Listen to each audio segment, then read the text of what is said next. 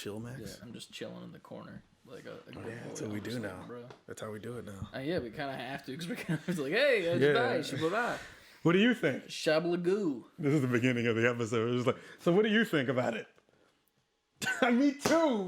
That was crazy. It's crazy how that happened. Shit. How's you play anything? I immediately just be like, just cry. Did you play any games? Any of them? And we're not putting this in the episode? Is that insensitive? I don't know. I'm just like, bro, that was funny. I know. But, yeah. No, I'll be like, did you play anything? All right. Let me get a clap take. Okay, cool. Man. Yeah. This episode brought to you by... Good old bangarang. Bang. Ant's over here with his flavor of... I am drinking Candy Apple Crisp. And I'm drinking, no cap, Radical Skedaddle. So, he knows who's feeling himself. He's feeling radical today. And I'm feeling crispy. I don't know how it tastes, like what the flavor is, but that's a thing. This is more of a joke. Yes. I thought it'd be funny if we put Bang Cans here because they seem to like to sponsor a lot of people. Why not sponsor some people that are putting out some cool content? You know? Yeah, we need it. Yeah. All we have to do is have the bangs in shot probably and then drink it a couple times throughout the episode. But when we drink it, we gotta do the thing where we're like... Yeah, right. What am I drinking? It actually tastes good. I'm not gonna lie. I can't do the pod without my bang.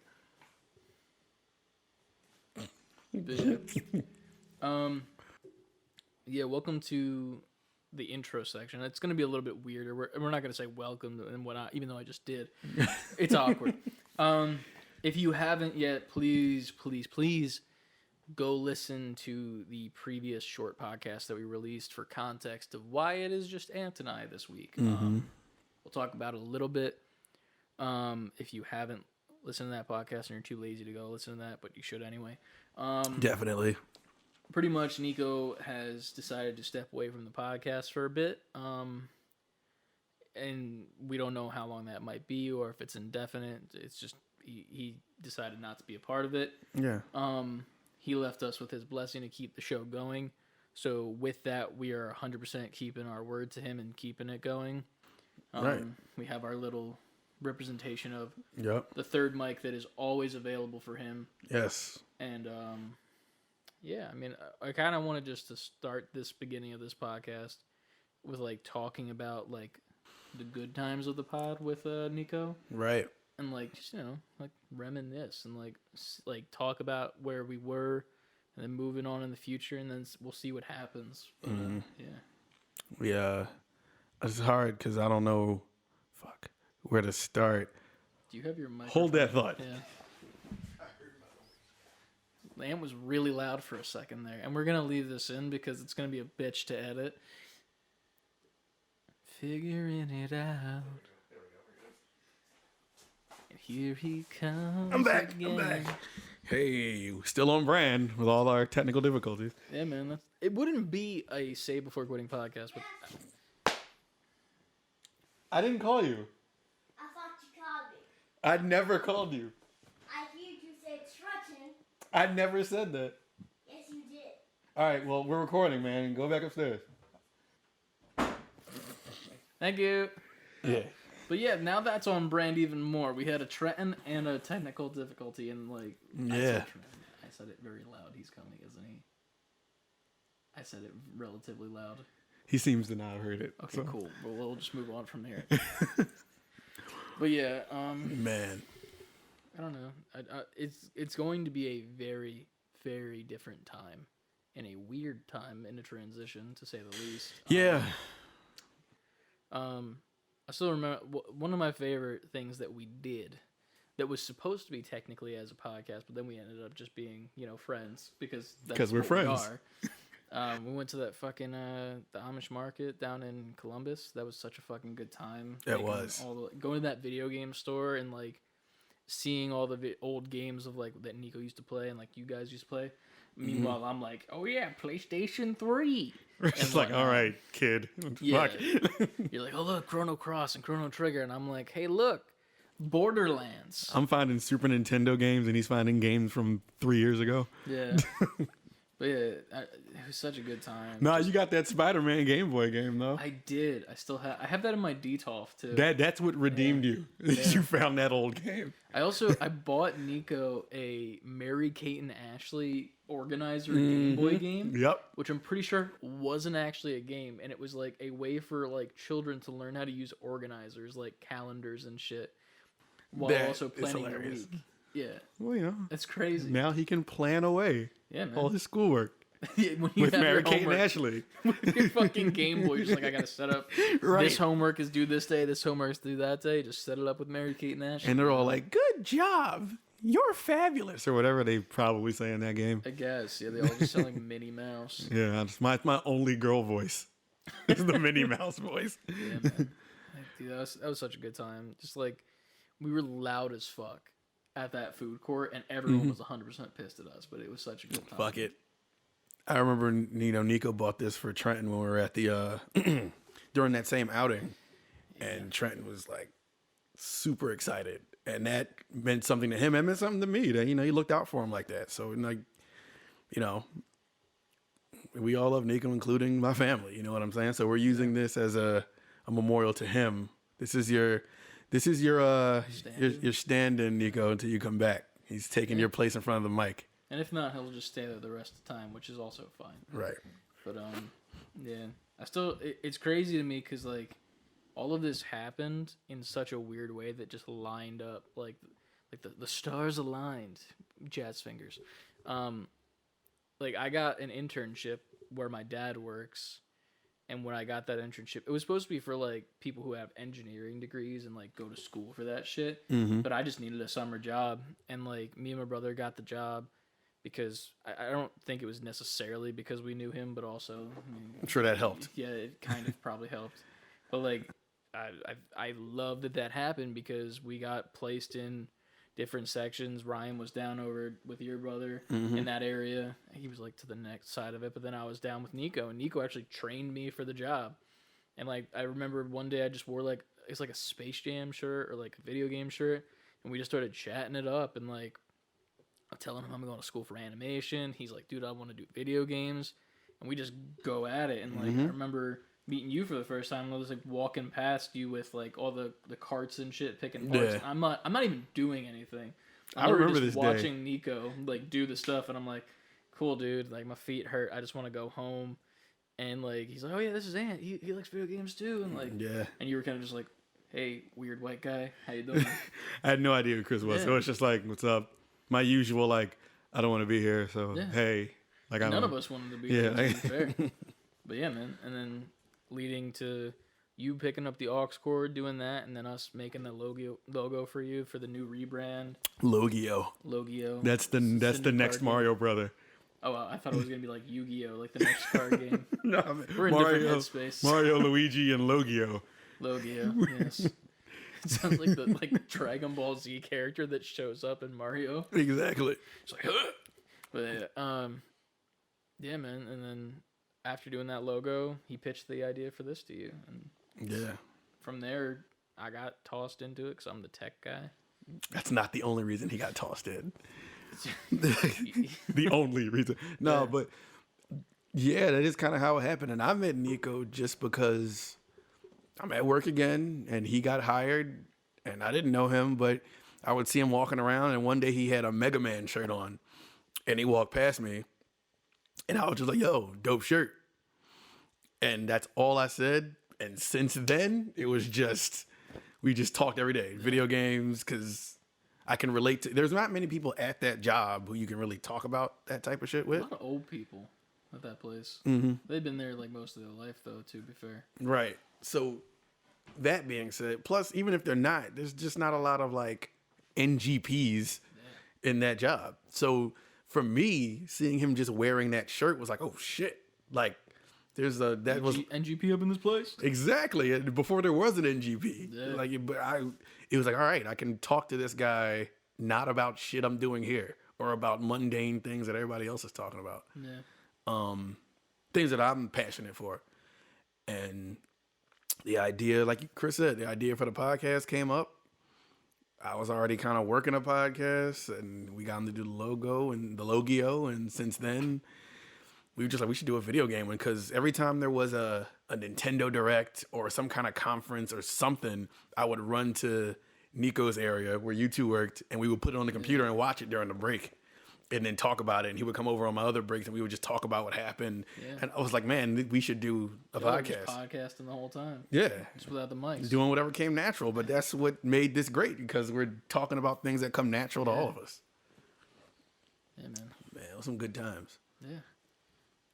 Remember when we were setting up for the, was it E3 stream? And fucking... No, the Game Awards, right? No, it was the Game Awards. What the fuck happened? I forget what it was. I was like trying to plug something in because it wasn't working. Mm-hmm. And then like I was like, no, it's not that way. And then Nico's like, no, it's this way.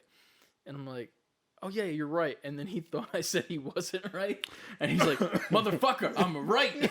He's like, I know, and like, I all said of us that. just stopped for a second. We were like, that was the funniest shit ever. Yes.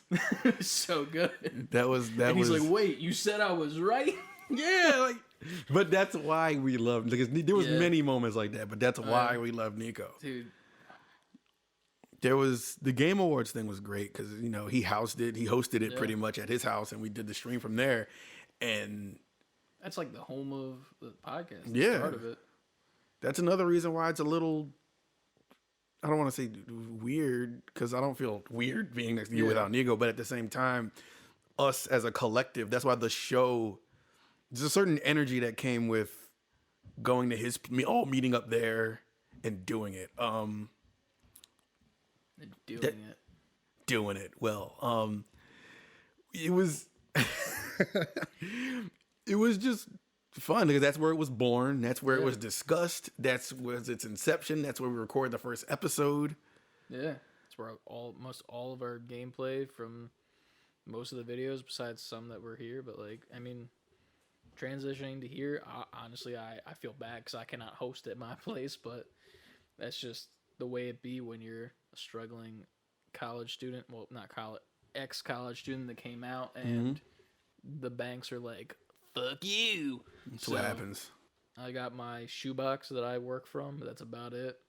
I don't really have a space, but I very much appreciate that we have this space to do this. And I appreciate you coming here to do this. I'm every week, man. I'm thankful to have this space to do it with. You know what I mean? Like even though we have this space, there was still something about Nico's apartment. It was maybe because he had like the scrolls and everything around. It was if you could have saw more of his apartment, y'all saw a little bit of it. It was the NGB spot. Yeah. If the you looked Pokemon poster that he never looked at and then got wrong all of the generations and pissed people off with. A bunch of like anime memorabilia, video game memorabilia all around his living room, and it felt like that's where we should be doing it. Yeah. We'll make that here though. I think we can do that. We'll make this the space with the corner for Trenton. Yeah, we don't want him coming up. But it I don't know, it was a good time, man. We always appreciated him, still appreciate him for hosting us to come over and do that at his place all the time. And oh man, all those like video game parties he had, the Smash Brothers party, it was more than one Smash Brothers party. I think I've gone to 2. I think I was at 2 too. I think it was one I didn't go to. Halloween party, right? Yeah. Technically. Yeah. Yeah. I think I got pulled over that night. Really? Yeah. Some cop was like chilling in their old apartments. It was like the old apartment. And I like pull out, and you know how you can make a right turn only from that lane? Mm-hmm. It was a right turn only, so I didn't use my turn signal, but I'm pretty sure that I did. Mm-hmm. And this cop pulled me over and was like, you didn't use your turn signal. I'm like, well, one, I don't have to. It's a right turn only. So that's where the else only were you spot. going to go? Yeah. I don't need to put a turn signal on to do that, whatever. 2, I'm 80% sure I put it on anyway, so fuck you. And then he was bored. It was like 1 a.m, because that's when we left, obviously. Yeah. And he like leans in, and he's like smelling in the car. He's like, you guys been drinking? And I'm like, no. He's like, well, what are you guys doing? And I'm like, we just played the new Super Smash Brothers game for about 4 hours. And he's like, yeah, y'all can go. Yeah. And I'm like, yeah, fuck you, Dorks. bitch. I'm a nerd. Hey, man, be a nerd to get you off. Yeah, I guess. That phrase works in another weird way, too. Okay. You didn't need the motion. Jazz fingers it now up. it's on camera. It's on camera. But yeah. Yeah, those were fun. Those were a good time, and I'll never remember. We made a joke about it before, but Nico set me up at the one Smash Brothers party on my own little table with my own little TV, and everybody's playing on the big screen, and I'm just sitting here dominating the Switch by myself. He 100% set that up so that like other people could also play because there was only like 4 people playing at a time. Mm-hmm. So he was like, okay, so now another 4 people can play over here on this tiny one. No problem. But then Right. nobody else wanted to play. They just wanted to Just watch. me. They just wanted to watch, and they were like chilling.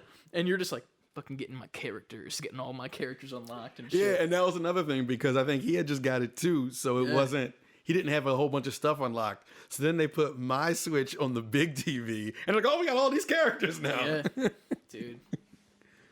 Yeah, I mean, it's gonna be a weird transition, but at the end of the day, we still love Nico. We will always love Nico. Mm-hmm. There will always be this third mic in frame, In frame. metaphorically, and also, I don't know what's more than physically. That's the one I was looking for. There you go. Physically, it's always going to be there. And if he ever decides that he's good to go and wants to come back, be on mic, be on camera, then he can. And if not, then that's fine too. Right. But he'll always be there as a bomb mom.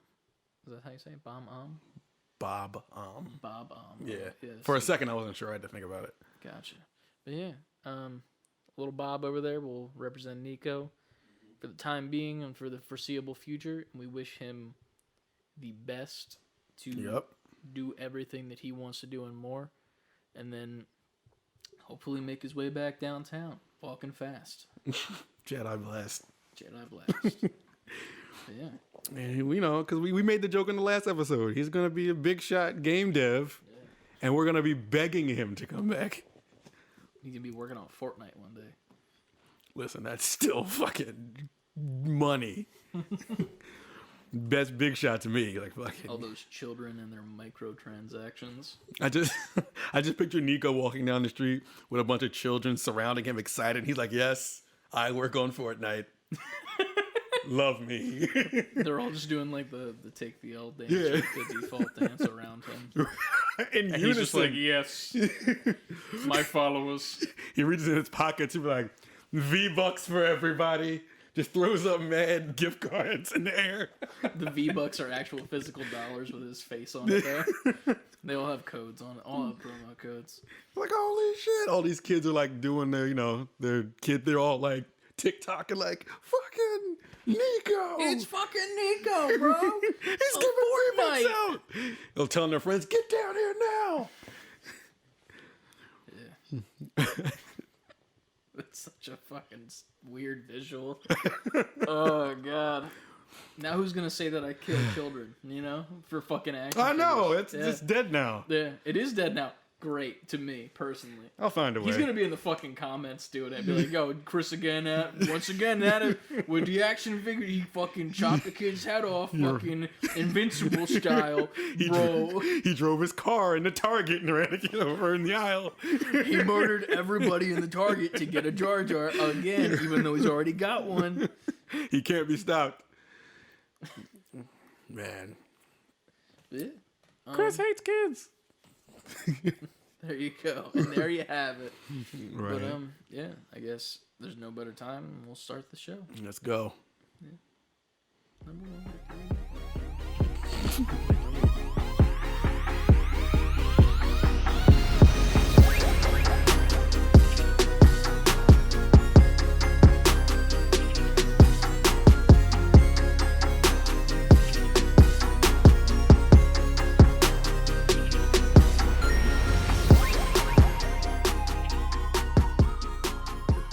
Beginning part, but man, he gonna contribute a lot, Yeah.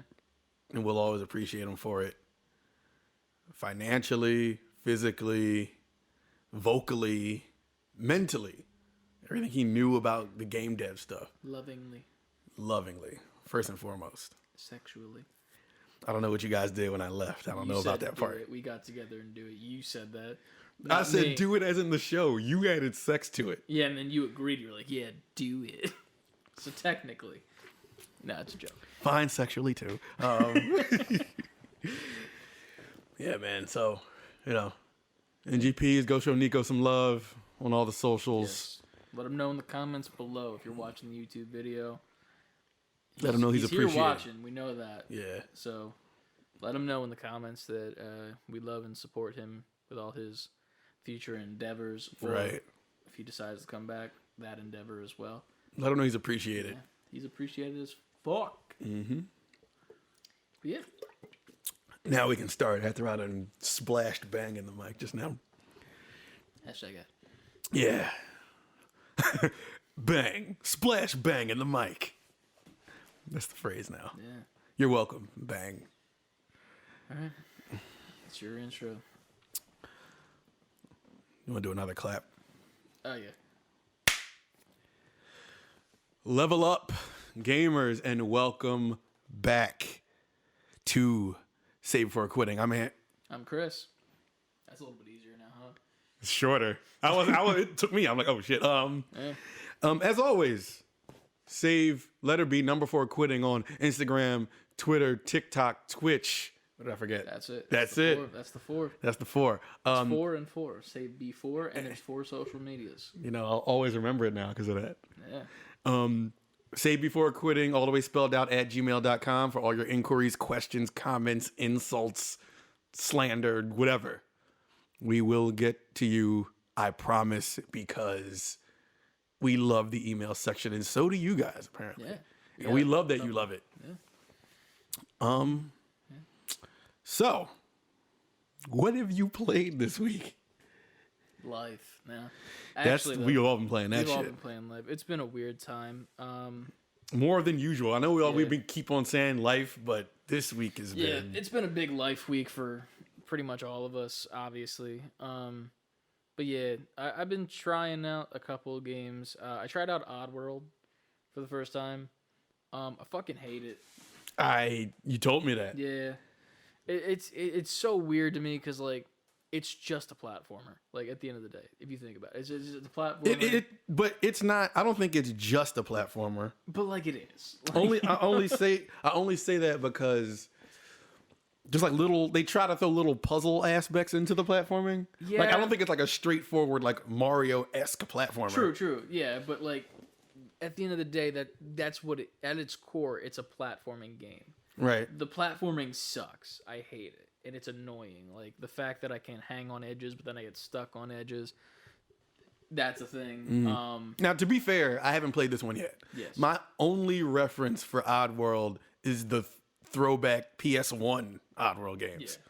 Yeah. Okay. So this could be maybe not, I won't say as good, because I wasn't like super ingrained into those games. Yeah. I just played them here and there. Yeah.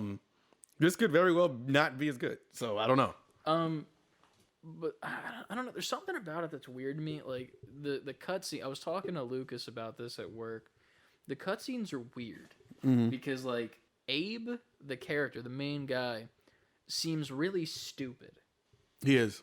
Like They kind of pitch him that way. yeah, because like so you start off and like I guess it's a continuation of the last game where like you escape from this like farm or whatever and you burn the place down. And, like, you're in this cave with all the other, whatever the fuck they're called. I don't remember. We'll just refer to them as nematodes, because that's how fucking annoying they are. I also had a glitch that I'm going to get to in a second that pissed me off. But, there's this cutscene, and it's Abe talking to, like, this shaman guy, and he's got, like, like, a headdress and shit. Mm-hmm. And this shaman keeps pretty much, like, giving new information to, like, Abe, you're the one to save all the people, blah, blah, Okay. blah. Like, you got to do this and that.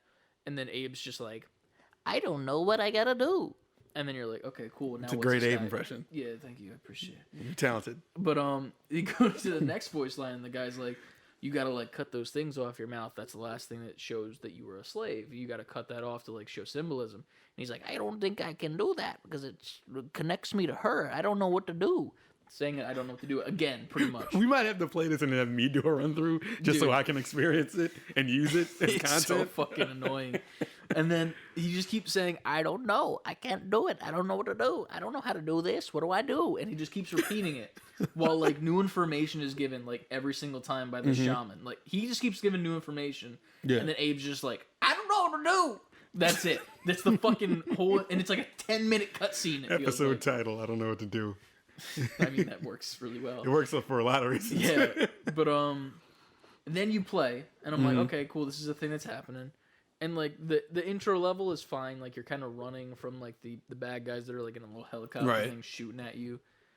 So I get this glitch, in which the voices of the other nematodes are like, oh my god, I gotta get out of here, we gotta get out, and it was only supposed to say that for like a second. I'm pretty sure as the gameplay starts. Right. It didn't just only do it for a second. It did it the whole entire fucking 15 minutes that I was platforming to the end of the So level. you're just hearing it constantly. In my left fucking ear the whole time. Only in my left ear. You were using the 3D Pulse 3D headphones? So it was as if they were like in the left side, and then it glitched, and it was like, oh yeah, they're always there. But they weren't always there. They were never there. Like, you're not saving anyone yet. I didn't even get to that part in the game because I was so fucking done with it. Slowly tormenting you. Yes. So I was pissed. And I'm like, what the fuck, man? This is so annoying. And I finally get through, and you get to another cutscene. I'm like, oh, here we fucking go again, buddy. Right. And there's this, like, another nematode who's got, like, this little fucking bundle of something. And he's pretty much explaining to Abe, like, yo, I came to look for you, man. I came to find you, bro. And Abe's like, I don't know how to help you. Meanwhile, this guy's got a bullet wound, and he's, like, bleeding out and dying. The guy he's supposed to be helping. Yes. Okay. Well, the guy who, like, brought him this little, like, let's just call it like a chicken McNugget. It looks like a chicken McNugget. Cool. So he brought him this to like save the day or whatever, and he got shot while doing it. Okay.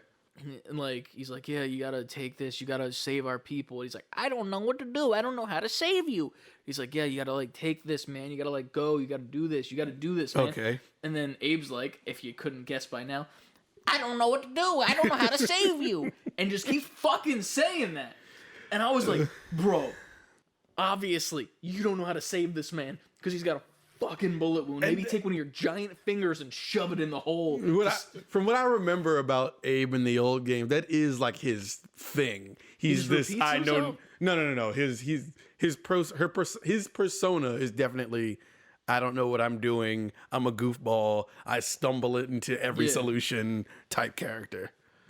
Okay. But that does not defend the fact that he should keep repeating. Dude, I don't know what to do. It was enraging, and I was just like, this sucks. Like, the story so far. And then, like, it looks gorgeous. Don't get me wrong. Like, of course. The cinematics look great. It better. Need some kind of redeeming thing. But I could not bear them. Like, I wanted to skip them. Right. So then it gets to the cutscene with, like, the squid dude, and, like, that's a thing. Cool. Whatever. And fucking, the funny part is, he's like in this like floating like ship, like imagine Treasure Planet pretty much. Okay. In that, and he's making his way, and they're talking to the driver, and he's like, we gotta find the leader, the blue one. Obviously referring to Abe, because he's the only bluish one of them all. The others are like gray, weird looking nematodes. And literally you get back to gameplay after that. And as you run out, this ship literally just drives straight past you as you're just like on this clear pathway. Blue motherfucker. Just chilling on this pathway. Just clear as day. Clear as day. There's the blue motherfucker you were just referring to in this cutscene. Zooms away. I'm like, bruh. For cartoon logic right there. Yeah. So the gameplay itself, like the platform's okay. It's not great. I just don't like it. And then like you have water and like a fire material that you throw. So you throw the water to put out fire, obviously. Right. Science. And then you use this like goo, like Nickelodeon Gak looking shit. Gak. Remember Gak? Yeah.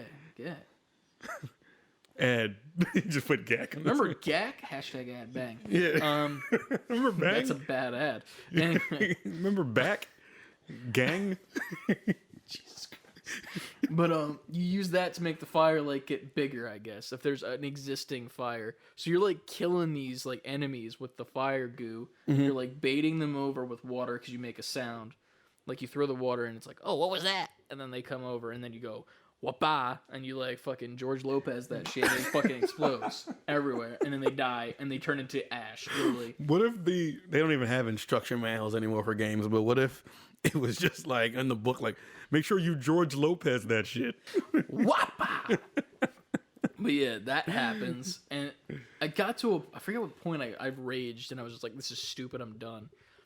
I kept dying at a specific part, and it was just like you have to sneak around like 3 enemies, but you're supposed to kill them also, but you can't kill one of them. And if you get shot one time, you die pretty much. Because shooting in this game, they have like Gatling guns. It's not like a bang, you shoot. Right. It's like, oh, there's the person, no wind up time, die. And then you're dead. Right. And I didn't even get to the part where you start saving the other nematodes. I was just like, no, I'm done. You were finished at that was point. like, I How do you, can't play maybe this the shit. game gets really good after that. It could, and I will give it another chance. I was just getting really mad at it that night, because I was like, this is just annoying because of the cutscenes and other shit. I understand. I think myself and the listeners and viewers know who you are by now Yes. when it comes to games. If they don't hit it out of the park soon enough. Well, it's not even that they need to hit it out of the park. It's just one of those things where it's like, don't do remedial shit that's like stupid over and over and over again. Like obviously I was messing up and dying at that one part, and that Right. caused me to rage. Right. But if it was just that caused me to rage, I wouldn't have quit the game. It was on top of the cutscenes being shit, on top of the glitch in my left ear for 20 fucking minutes. True that. I was like, those two things already made me mad about the game. And then this, me dying over and over again, I'm like, yeah, I'm done. I just can't fucking do it. Right. But I will go back and I'll try it again. Other than that, obviously I played Apex. Of course. Prior to coming here, I finished the battle pass. I still have like 7 levels to do. At the end of the battle pass, there's always a reactive camo, pretty much, for a gun.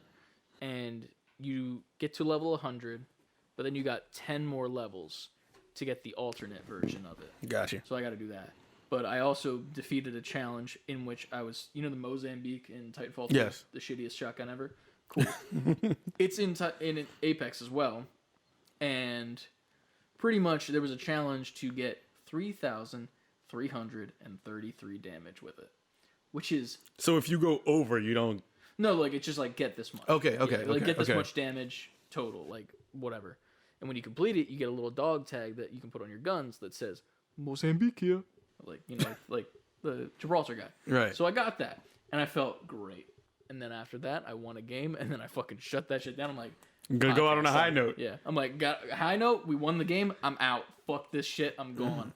But yeah, Apex has been interesting as of late. The new season's coming out. We'll talk about that a little bit in the news of the big updates. There was a big trailer that was dropped during the week, with a new game mode, which I feel like you'll enjoy because it's not a battle royale. It's the 3-on-3 thing? 3v3, yes. And there's a new weapon and whatnot, and we'll discuss that with the new hero in a bit. But other than that, I have not played much. Other than that, I still need to finish Legend of Zelda. I just realized I never finished it. Listen, I realize I haven't finished a lot every week. Yeah. I was super high on Horizon that other week, and Yeah. I have not gone back to Horizon. Not that I haven't wanted to. It's just been, It's on the back burner. yeah. Yeah. I have a constant back burner. I'll never turn that burner off. My house is going to burn down. Knock on wood. I don't actually mean that literally. I Burn don't. down from the games you haven't played. My video game house, where the back burner is going to decimate that entire block Yeah. because it's going to be left on for a long time. True. But what have you played this week? Figurative. I have played, thank goodness for yesterday, Returnal. You played a game, guys. I did. Balloons come down. He did it! We can Watch the end video show version. here. Maybe I did that in video editing form. I'll just drop like a PNG of a singular balloon. One balloon. Yeah. Yeah, I played Returnal, the new Housemarque game, and I really like it. I'm tempted to buy it, man. It's I either that really- or Pokemon Snap. One of the two. Well, we're gonna create some. I don't know. You grabbing that might be even more content for us, Yeah. but I think you would enjoy it. Okay. Just based off the freneticness, fast paced, fun gunplay. That's my It- shit. I know, third person, like it's. Third person, not so much. But I know, my but that's shit. why I threw it in there just to make sure it's still It's in still your my wheelhouse. shit. It's still my shit. Yeah. I like that. The quickest. Yeah, it's third. I'm just putting a third person thing on the table. The quickest definition I can give for Returnal for people who need to know what kind of game it is, whether you played it or not, it should still you should still be able to figure it out. It's Hades in 3D and with guns. Meaning it's run based. You get as far as you can get till you die and you have to start back over. But each time you get a little farther, you get a little more story, you get a little more experience, you find different guns, and as you go, just like in Hades, there's different cutscenes that happen, there's different areas you find that let you know the bigger story is, what the bigger picture is, and why all this is happening. I dig that. Now I want to buy that game instead of Pokemon Snap. Pokemon Snap don't have no bigger story. You just fucking taking pictures of Pokemon, dude. But why are you taking pictures of these Pokemon? What if you run base Pokemon Snap where the Pokemon kill you, start over? Like, oh man. I love that. Yeah, Nickelodeon. Nintendo.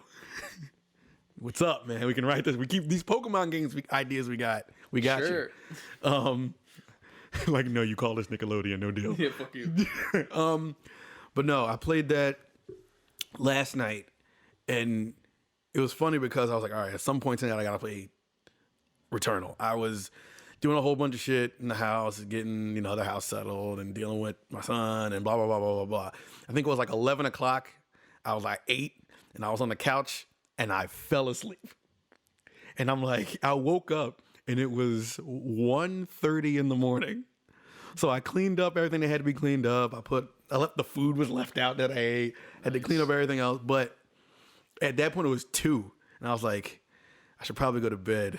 But Returnal. But there's a new game I got downstairs that I paid $70 for that I need to go play. $70, man. That's the thing. Luckily, I mean, I would have got it regardless, but my birthday just passed and like my mom gave me some cash. So I was just like, I'll just use this towards Returnal and soften the blow of paying $70. So that's what I did. And I came down here. It was like 2 something in the morning and I was tired, but as I'm playing it, I had the headphones on. So I'm getting the whole experience. And it's really crazy because you hear all like the creatures, like you hear everything. Is it spooky or is it like just? It has a spooky. But it's not scary. It's not. No, Okay. no. There's nothing jumping out at you I'll or play anything. it then. I'll play it then. I know. You had nothing to worry. It's nothing like that. Okay, cool. Like you're going around some kind of, like, I guess creepy-esque areas, but it's not creepy in the way that it's scary. It reminds me of the Upside Down in Stranger Things slightly, like the spooky atmosphere. Yeah, it's like the atmospheric. fog. Yeah, I'll say that. It's not scary. It's just Gotcha. atmospheric. Okay. It's suspenseful almost. Right, Like, right. Oh, there's a monster, Right. and then you just shoot the fuck out of it. It's one of those things where you go into a room, you don't know what's going to be in that room. Mm-hmm. It may be nothing. It may be 6 monsters trying to attack you at the same time. But it gets intense. Like the music ramps up, so it'll get you. But it's not get you because you're scared, but it gets you like, oh shit, Like an action movie. Yeah, your adrenaline starts pumping. Gotcha. All right. So I was down here till about 4:30 in the morning, and I stopped because, and shout out to CLD, I was telling him this. I stopped not because I wanted to stop playing. I stopped because it was 4:30 in the morning, and I was like, I guess I got to get some kind of sleep. But do you? In my house, yeah. Yeah, it's a good point. Because in I cannot 4 argue hours, that. Trent's up and full of energy. Like, what's up, That's a man? good point, yeah. And I'll just be like, no to everything. You wanna play Mario's? I gotta be a family man, so I had to get some sleep. Yeah. Plus, I had some shit to do. Anyway, back to my original point, Returnal. I recommend it if you like fast-paced, frenetic gunplay. Like it doesn't stop, even when you're just doing in discovery mode, just trying to discover what's around you and search the area. It's just you find something that you could use later, or you hear more story, and it's really like. I won't even say the story has a whole bunch of like depth. It's not gonna like, it's not like Last of Us where it's like, okay, what's going on in the story? I need to.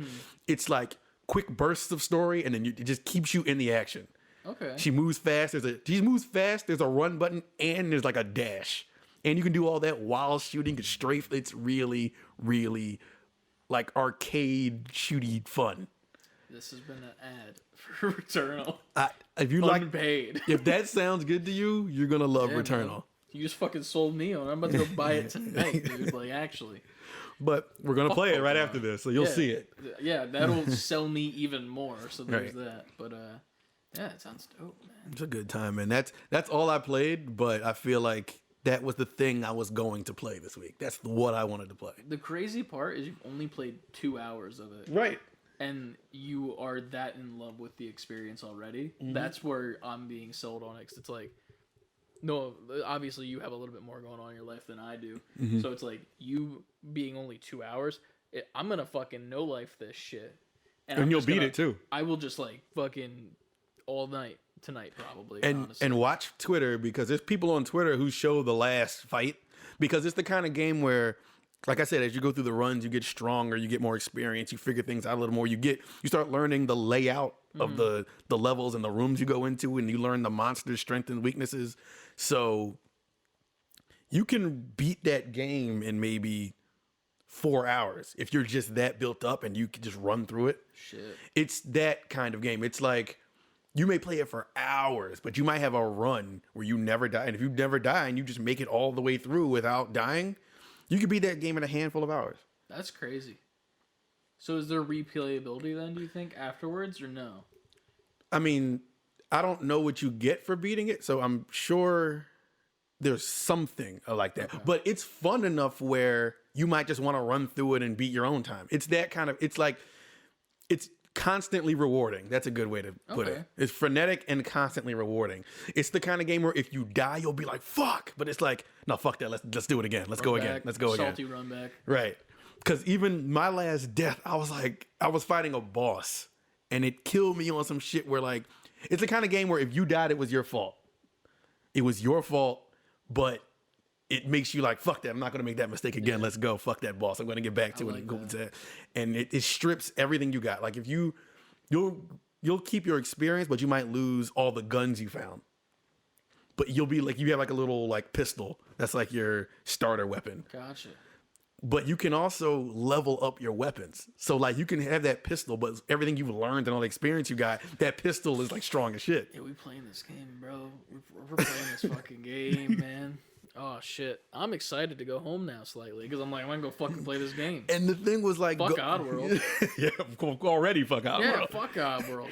But my catalyst, like, I was waiting for the reviews to hit. Yeah. I already knew I liked that company and what the kind of games they made. So it was like, okay, depending on what these reviews look like, and like all the clips I kept saying looked really good, but I was like, no, let me see how it looks to the eyes of the critics and the user reviews and everything. Mm-hmm. Like Metacritic gave an 80 something.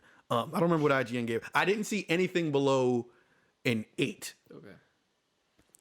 So after I Fuck saw, IGN. so after I saw, We'll get there. After I saw all of that, I was like, I'm in, I'm good. All right. I feel good buying this game. Yeah. Shit. I just fucking bought gas, too, so I'm about to drop money on gas and on this. I had to get my brakes done today, which is $100 and something on my car. And I still yesterday was like, I know everything I have to pay for tomorrow. I'm still buying this game. Shit. Decisions are going to be made tonight. I'll tell you what, I'm going to buy that motherfucking game. Fuck Pokemon. I was tempted by it. My brother bought it, and I think he had like a bad time because I think the GameStop he pre-ordered it from, their registers were down the whole day. Oh, shit. So like he couldn't get it till like later in the day, but he's loving it. Like apparently there's a lot you can do, and it's similar to Returnal in the sense that like every run you go on, you can do something different, and like different shit happens. And I each saw the time. reviews on that too, and that got super high ratings. Yeah, I was telling him I was like, I kind of feel like I gotta buy Snap now so that like we can make content for both. But then I'm also thinking like I think that he got the physical version, so I could just like borrow it and like play that From shit. your brother? Yeah, just like toss that fucking thing in there. Oh, yeah. But Yeah.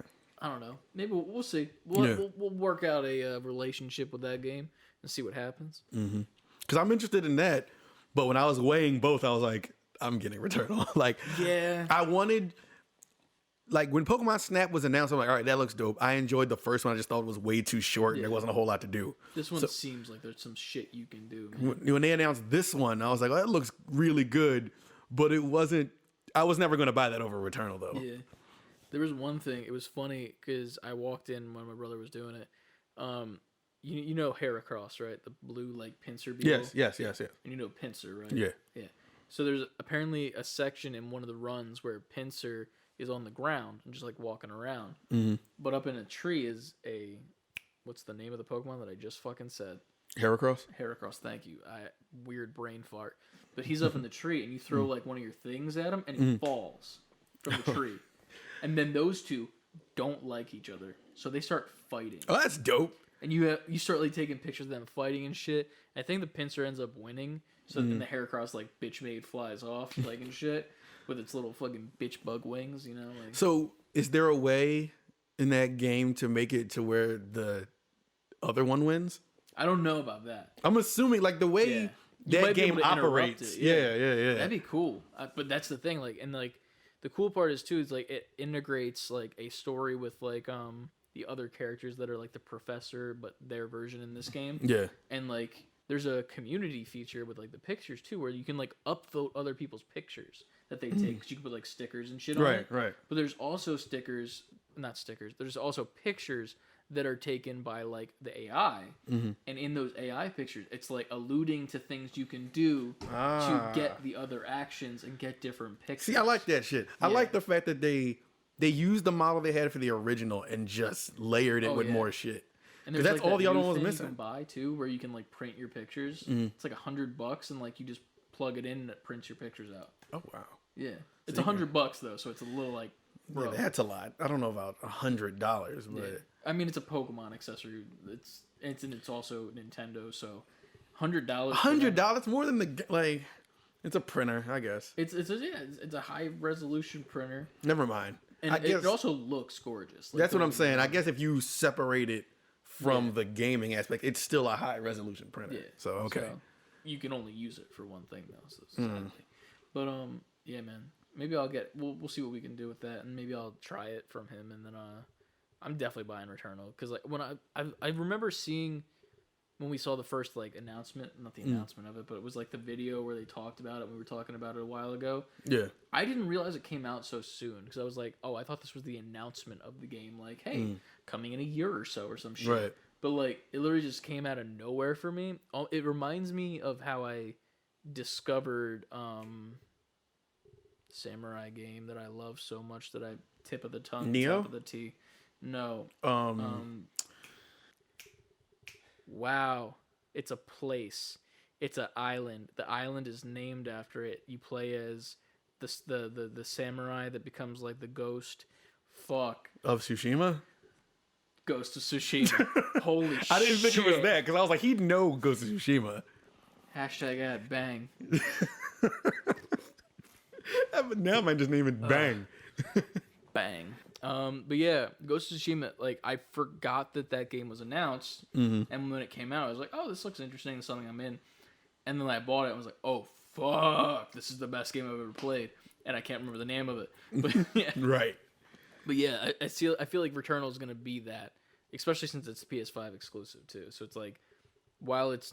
That's another thing, too. Is this the first... The first. Like, the first PS5, like, where, like, this is it? Yes. Besides, like, Bug Snacks. No, this is the first.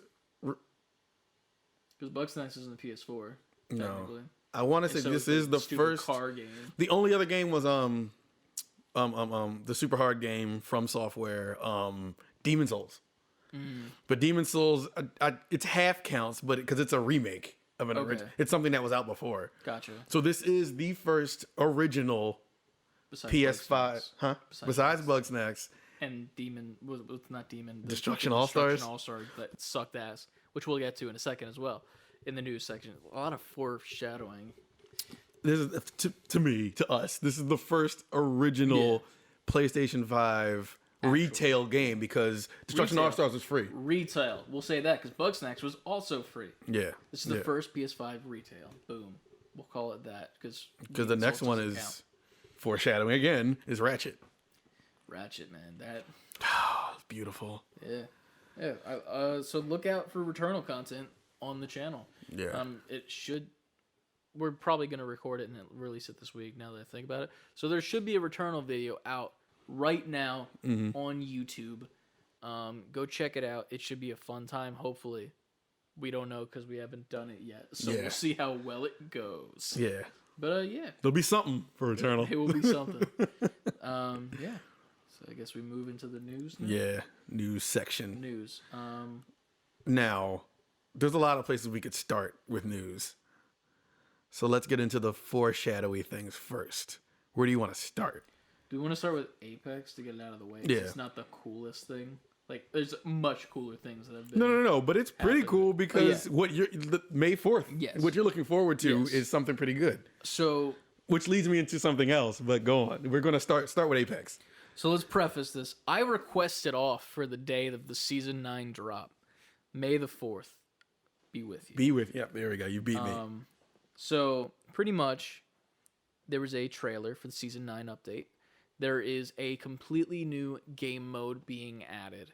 It is 3v3 Arena, which is fucking awesome. And now I'm back playing Apex. Once you Yes. say that. So, the cool thing about this game mode is it's not just, the same Battle Royale bullshit where you go find your guns, XYZ, Elemental P. You're actually in a little spawn point and you have a buy menu similar to something in like CSGO or Valorant. And Right. you have to purchase your weapons based on how well you're doing and how much money you earn over the course of the 3v3. It looks fucking insanely fun. Small maps that are based off of other maps and then also new maps entirely. Currently, I don't think there's a ranked system with it, but obviously they're going to have to introduce that because holy fuck does this open up a whole new Yeah. world of It ranked. lends And itself to it.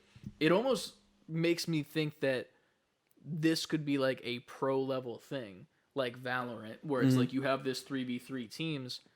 We're going to see tournaments of this shit, like actual like esports with this 3v3 I'm in sure. the future. I'm sure because I'm sure people from that area of gaming are looking at this like, oh, it's about to go down. Yeah. It's about to get serious. Because, like, at least with my opinion, I don't understand the point of battle royale type games in the sense of tournament play. Because it's a lot of unknown variables, which I mean, I guess makes sense because it's like you got to be. It'll show you how good adaptable. you actually Yeah. are. Yeah. But at the same time, it's not because you have games like Warzone where the uncontrollable variants are things like hackers because they don't have the anti-cheat yet. So there's that. Right. But with Apex, it's completely different.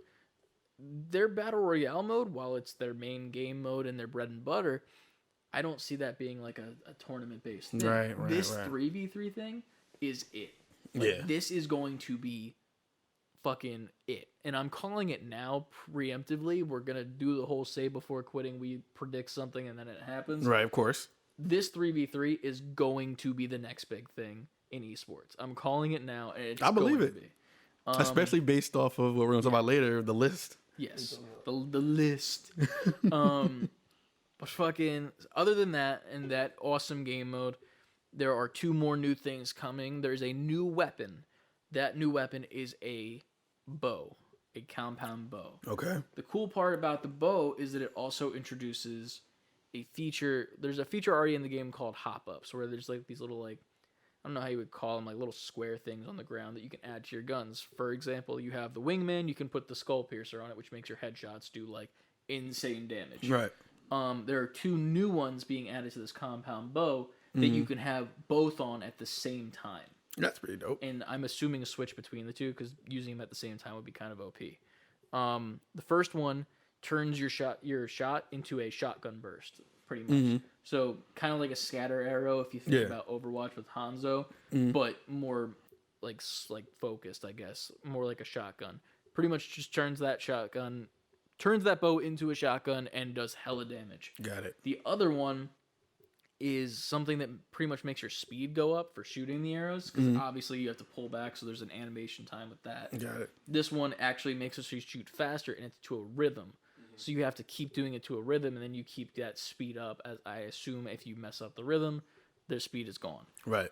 You can also put those on other guns, which I think is going to be insane because you can put that speed one on the Sentinel sniper rifle, which is already overpowered as fuck because you can put a shield in it. Like you can use one of your little shields, charge that into your gun. Oh, so that's just going to be a fucking beast. Oh yeah, you're going to fucking kill the fuck out of people. And you can also put the shotgun one on the 30-30 repeater, which is already a really good gun that was just recently added.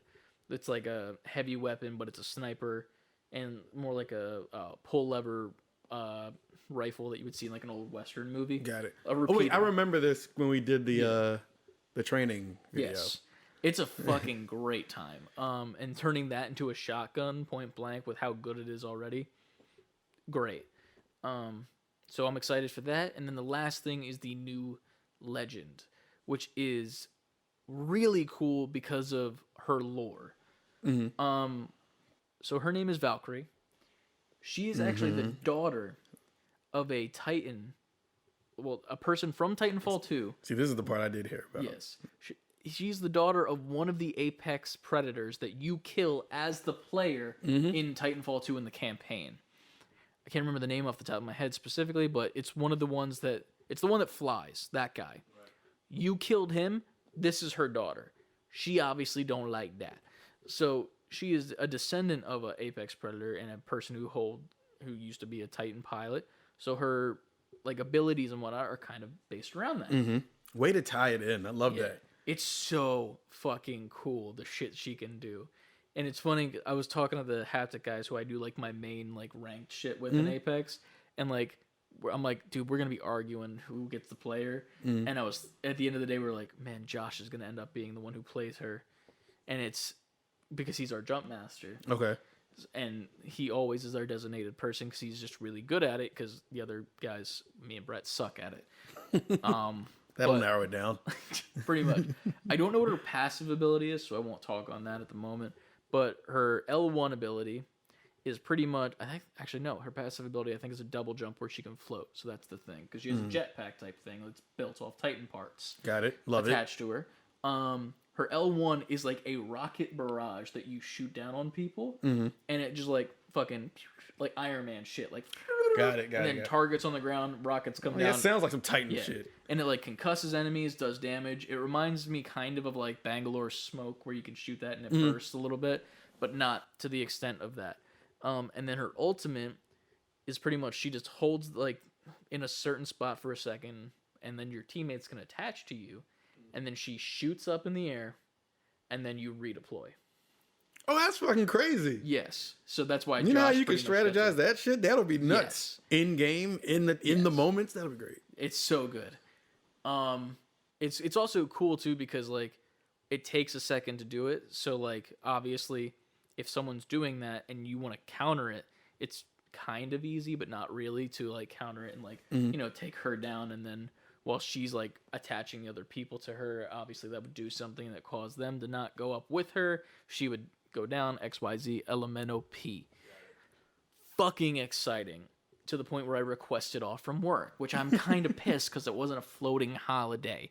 And May the 3rd is, which is bullshit. And then May the 5th is Cinco de Mayo. So obviously, but I can't request off International Star Wars Day. Bro. Get your priorities straight. Yeah, right? It's fine though. I took off anyway. But yeah, I'm going to be doing that all day. I'm going to watch the Star Wars Bad Batch new TV series that's coming out. And then I'm going to watch motherfucking Good Time Apex. I'm all over. Bang is killing me. Listen, man, Bang has you wired. I'm wired. I'm excited. I'm fucking gonna play Returnal tonight. I'm uninstalling Oddworld. I'm excited to uninstall a game. I actually, you know what makes me mad the most about Oddworld? Did you see my TikTok? Yes, I love it. My fucking TikTok. I made a TikTok at the main menu of Oddworld. It's just Abe, and he's just looking at you. And your right analog stick controls his fucking eyes. And I thought that was funny. So I thought it would be funny to make a TikTok of it. So I have him like looking down. And then I'm like, bro, you're looking at my dick. And then I make him look around. And look back and then look straight back down. And then that it was cuts. the best part. That was the best part of it. And I post this to TikTok. So I'm like, yeah, it's funny, whatever. And I don't use hashtags. I just say my eyes are up here. Didn't use a hat. It is my most liked TikTok. I put fucking effort in like drawings and shit.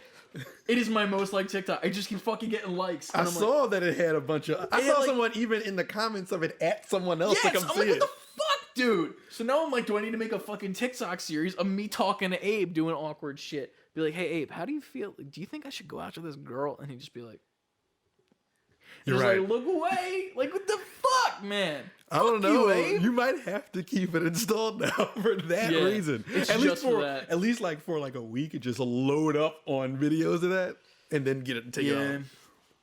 But yeah, that's a time. Fuck Abe, bro. Looking at your dick. looking at my dick and shit. But I wanted to build off your Apex talk with the Titan thing because if people listening and watching have not realized or seen the headlines, Titanfall 2 has had a ridiculous spike in plays and downloads, and they made this weekend, I'm not sure how long it lasts, a free, you can download on Steam for all our PC players out there for free. And I just want to say, like I said from the Save Before Quitting account, you're welcome. Fuck that. I'm taking all credibility for that. Us, Nico, if you're watching, we did it. We did it, man. We have brought Titanfall 2 back to the people. Back to the mind. We brought it back to the mind share. I'm taking credit and I don't care. Yes, I know there's a new character based off Titanfall, and that's probably the reason why it's happening. But fuck that. I'm saying we did it. The way we talked about Titanfall to the point where now it's raised all this stock in Titanfall 2. Yeah. Go play Titanfall 2 if you never played Titanfall 2. While I agree with you, also, they definitely did an event with Ash before we started. So they were setting it up, to be fair. You know what? To be fair. To be fair, just to so that we're... Ash, you're welcome. We did it. Fuck that. Okay, yeah. I don't think that it was specific, because no offense, our Titanfall views aren't great. No, fuck that. I don't care. We need to Someone play heard it. Titanfall more now. Now we actually need to play Titanfall, because now the content makes sense. It's like, oh Right. yeah, now we want fucking Titanfall, huh? True. Now it has a bunch of eyes on it. Yeah. And obviously, I'm talking hyperbolic. Like, I'm sure we're not the sole reason, but Same it's thing just with funny. fucking the Pokemon Arceus. Like, while we definitely said it, and we definitely were calling it out, it was all us. Fuck you. Yeah. But You want to, before we move from that, you want to speak on that list? oh, the list. The Let me pull it up just so. IGN's top battle royale games list. Who fucking sent that? It was you. I sent it because I asked you how you felt. Does IGN get more cool points now because they put Apex on that list? So yeah, pretty much they posted. It was 8 hours ago, so it was today, which is a Saturday. May 1st. Is today May 1st? May 1st. It's gonna be May. Anyway, they posted a top 10 battle royale list. I won't go to 10. I'll do top 5. Let's just say top 5. So number 5, they got Fall Guys, which is very weird to think of that as a battle royale. While it is, but it's in my head, it's not.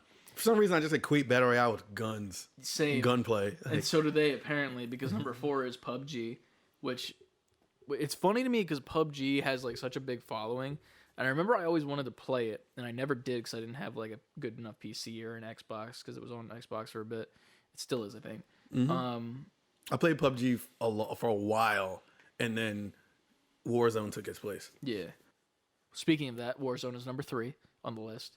Number 2 is number 1 Victory Royale. Yeah, Fortnite, we're about to get down. There you go. Wow. But taking the number 1 spot is Apex fucking Legends, because it is. It's really I agree. the best battle royale there is at the end of the day. I forget who I was. One of the streamers. I don't watch him specifically. Shroud, you know Shroud, right? I've heard of Shroud. He's literally the best first-person shooter player of all time. His reflexes are insane, pretty much, and he's known for doing. He did the whole Mixer thing where he went to Mixer and then got the money and then they shut down and came back to Twitch. Yeah, XYZ. Okay. Now it's coming. Okay, Yeah. I know what that is. He's one of the people that did it with Ninja. One of the things that he was saying on his stream the other day, because he started playing Apex again, he's like, I'm done with Warzone. Warzone is easy. It's weird. It's a game for, no offense, but normies when it comes to games. You can be a great fucking gamer and do great in Warzone, but you can be Joe Schmo who only picks up a PlayStation controller. You're not Joe Schmo. You are. Do you see what's behind us? I'm Joe Schmo when it comes to battle royales. But that's a completely different thing. It's a completely different thing. I'm talking Joe Schmo. That's the only game they play. There's a That's it. reason I'm kind of okay at Warzone and not that great at Apex though. Yes. No offense, but you'll get No, there. I know We'll who get I own who I am Yeah. when it comes to those games. But yeah, he was saying on stream, he's he went into a game and he was playing and he was getting a shit ton of damage on him. He was missing his shots. He's like, damn, I forgot that this game actually Oh, requires you said that you to to be me. good. Yeah. Yeah, okay. All He's right. like, I forgot it requires you to be good because like it's actually skill based as opposed to Warzone, where it's like, while you have skill based matchmaking because stupidity, it's one of those things where it's like it's so easy to pick up and it's easily accessible. Apex is actually hard. Like you need to like strategize, use your abilities to your best of. And I've noticed that when I played Apex. Your inventory, like that, everything matters in that game. You're constantly thinking on your feet, and that's why I love it, and that's why I've been playing. I played that since the fucking came out, dude. Day one, literally. I have the fucking badge to prove it, and it's one of those games. And while IGN, fuck you still because of your ratings of Falcon and Winter Soldier and Invincible, which Invincible. We'll talk about that in a second. We're going to do a spoiler review of MK and also Invincible in a second, and we'll let you know when to come back in. But, And we thought this episode was going to be shorter. yeah, we did. But yeah, IGN still fuck you, but thank you for making the correct decision. I will at least give you credit for being right in this moment. Now, going off of that, do we want to do the spoiler reviews and then do actual news? Sure. Why not? Okay. Because I feel like that'll... Because the news... We do got some substantial news. But at the same time, I feel like this End will with take... the news and then... Right. yeah, Okay. yeah, Got it. yeah. Okay, so MK, since we talked about it last episode. Spoiler alert. Spoiler We alert. will be talking Spoiler alert. spoilers for the Mortal Kombat movie. If you don't want to hear it, skip ahead. I'm not going to tell you a timestamp because obviously we don't know how much we're going to do this. Skip ahead. If you still hear us saying things that are slightly related to Mortal Kombat, if you get spoiled, that's your own fault. If not, wait until it's on YouTube on Friday, and I'll put a timestamp for you. That's the only way that I can fine. help you. If you listen on Thursday, sorry, you're going to have to risk getting spoiled when you skip ahead. Listen, it's been out for a week. Now, people got things to do. Yes. And me saying it's been out for a week, like I usually have things to do. I'm surprised I saw it. I happen to be off the day that it came out. That's why I saw it. This also goes for Invincible, too. Right. We're going to talk about that. That just happened. I'm sorry. We're going to talk about it. MK. Yeah. I've had a while to sit with it. Me too. The thing is, at the end of the day, is it a good movie? Kinda. It's a good, fun, turn your brain off movie. Yes, it is exactly that.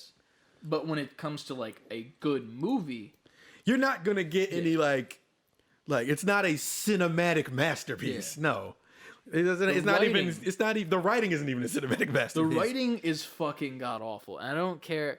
And I got flamed for this shit. And when I was playing Apex with the boys the other day, Josh and Brett from Hats Against Intel, they gave me so much shit for like hating on the dialogue. I was like, it sucked. It was literally ass. But everything else was great. And like Josh was like flaming me like, if you couldn't fucking turn your brain off and enjoy this, blah, blah, blah, blah. And I'm like, it's not about that. It's about the fact that one of the characters literally like almost looks at the camera and says fatality and perfect. What was the fucking flawless victory? flawless victory? That was so fucking corny and bad. Like, yes, it's fan service and it needed to be in the movie, but there's a way to do that that makes sense in a different way. In my opinion, I was like, have the soul sucker dude, Shang Tsung. that guy. I don't play these games. So I don't know That's names. why I'm adding context. Yeah, had him Because he had a line too. Yeah. Your soul is mine. That's his thing. And like, if you had him in the back and him say like flawless victory as like a cocky son of a bitch, because he really doesn't give a fuck about these people that are fighting for him at the end of the day. No. Like if he said that and then after that then went and took his soul, that is something I feel like that would have made more sense, because it's Got like it. he's a cocky motherfucker. The one dude that came in, while he was cocky per se, he wasn't to that level, at least from what we saw. Like, Who, Kung Lao? Yeah, he kind of just shows up and was like, hey, I got this metal hat. This is my thing, like XYZ. I'm the champion. He didn't come off as cocky. He came off as like... Confident. He was confident, and it was more of a... He was almost shocked, like, wow, flawless victory. Like, he was proud of himself. Yeah. But it was just weird, and it didn't fit, in my opinion, when it comes to dialogue. Fuck Sonya Blade. Sonya didn't have the best line. Like, it was almost like this script didn't do her justice as an actor. You know what I mean? Like, but... Her fights were dope. Yeah. That was my favorite. Her and Kano's fight was my favorite fight of like that whole like splitting them up. Yeah. But Yeah. like, I don't know, man. You know what? I have a criticism about that. When they came up with the plan to do that, it felt like he said the plan and then they went right to, like, it was no build up to them executing the plan. It was like, we should just split them up. Then you just see them split them up and defeat everybody and come back together. Scooby-Doo style. Right. But I don't know, man. It was definitely very much fan service, but in a weird way. You know what? It would have. I saw the first Mortal Kombat I still haven't. I need to. as a kid, and that was fan servicey too. But I feel like the material that they're working with, it kind of has to be, because you're coming from something that is all about catchphrases and fights. That's really all you're kind of there for, and that you should be like the turn your brain off kind of game. I mean, movie. With this one, I feel like if I saw this movie as the kid I was then when I saw the first one, I would have ate it up. Oh yeah, 100%. And the kid in me and the video game fan in me did eat it up, because I've been playing Mortal Kombat since Mortal Kombat 1 came out. So for me, yes, was it corny? Of course. Yeah, Was it the had to be. writing bad? Of course. But honestly, like I kind of sign up for that when it comes to that specifically. They didn't try to reinvent the wheel. Like the story, they definitely like retooled the story a little bit. Was the whole having a dragon symbol on you thing kind of stupid? Yeah, that was kind of stupid. And then the whole Sonya having to earn hers by defeating someone, killing Kano. I didn't like that. Only because that's not how Sonya's pitched in any game. I feel like, why couldn't she just be one of the people with the symbol? That was my biggest problem, was like with the new character, at least, because he has no connection to the games. He's just here for the movie, and like while he is technically related or somehow in the bloodline of Scorpion, which was really weird in my opinion. Like, okay, so fucking Raiden, right? Mm-hmm. He saves the baby that was hidden under the floorboards. Cool. And that baby went on to have another baby, and that led to this guy that's a boxer or MMA guy. Like, fuck that. It didn't get to the resolution how I thought it would. Yeah. I thought he would earn his powers and get Be imbued with, I thought he was going to be Scorpion. I didn't want that, to be fair, though. No, I didn't. I just thought that's where it was going. I thought that's where it was going. And he was going to avenge his ancestor and be Scorpion. I was happy when it didn't happen, but I was also extremely disappointed in what they did. Because his fucking, what do they call it? Like their awakening thing? I don't even remember what they called it. It was some bullshit. I don't remember. I know what you're talking about. Let's just say their chakra, because Naruto's a thing. When they unlock their chakra and their like special powers, his was so fucking stupid. It was Panther. the worst power in the pretty much. It was the worst power in the whole movie. They were like, "Hey, Black Panther's cool. How about we do that and then give him a police baton and a weird blade that's pretty much a police baton but with a sharp end." I think now I get why they did it. And it's my common complaint that I keep complaining about with video game movies. He had to serve as the vessel to the viewer. Like, he's the every guy, like, who just got sucked in, and you're supposed to take on, you're seeing it through his lens, the movie. Yeah. So he's supposed to connect it to the real world. Stop doing that, video games. Video game movies. Just make it about the people. Which leads me to my biggest criticism is I don't like the fact that Johnny Cage wasn't there. I don't like the fact that he's the tease at the end to the next movie. Yeah.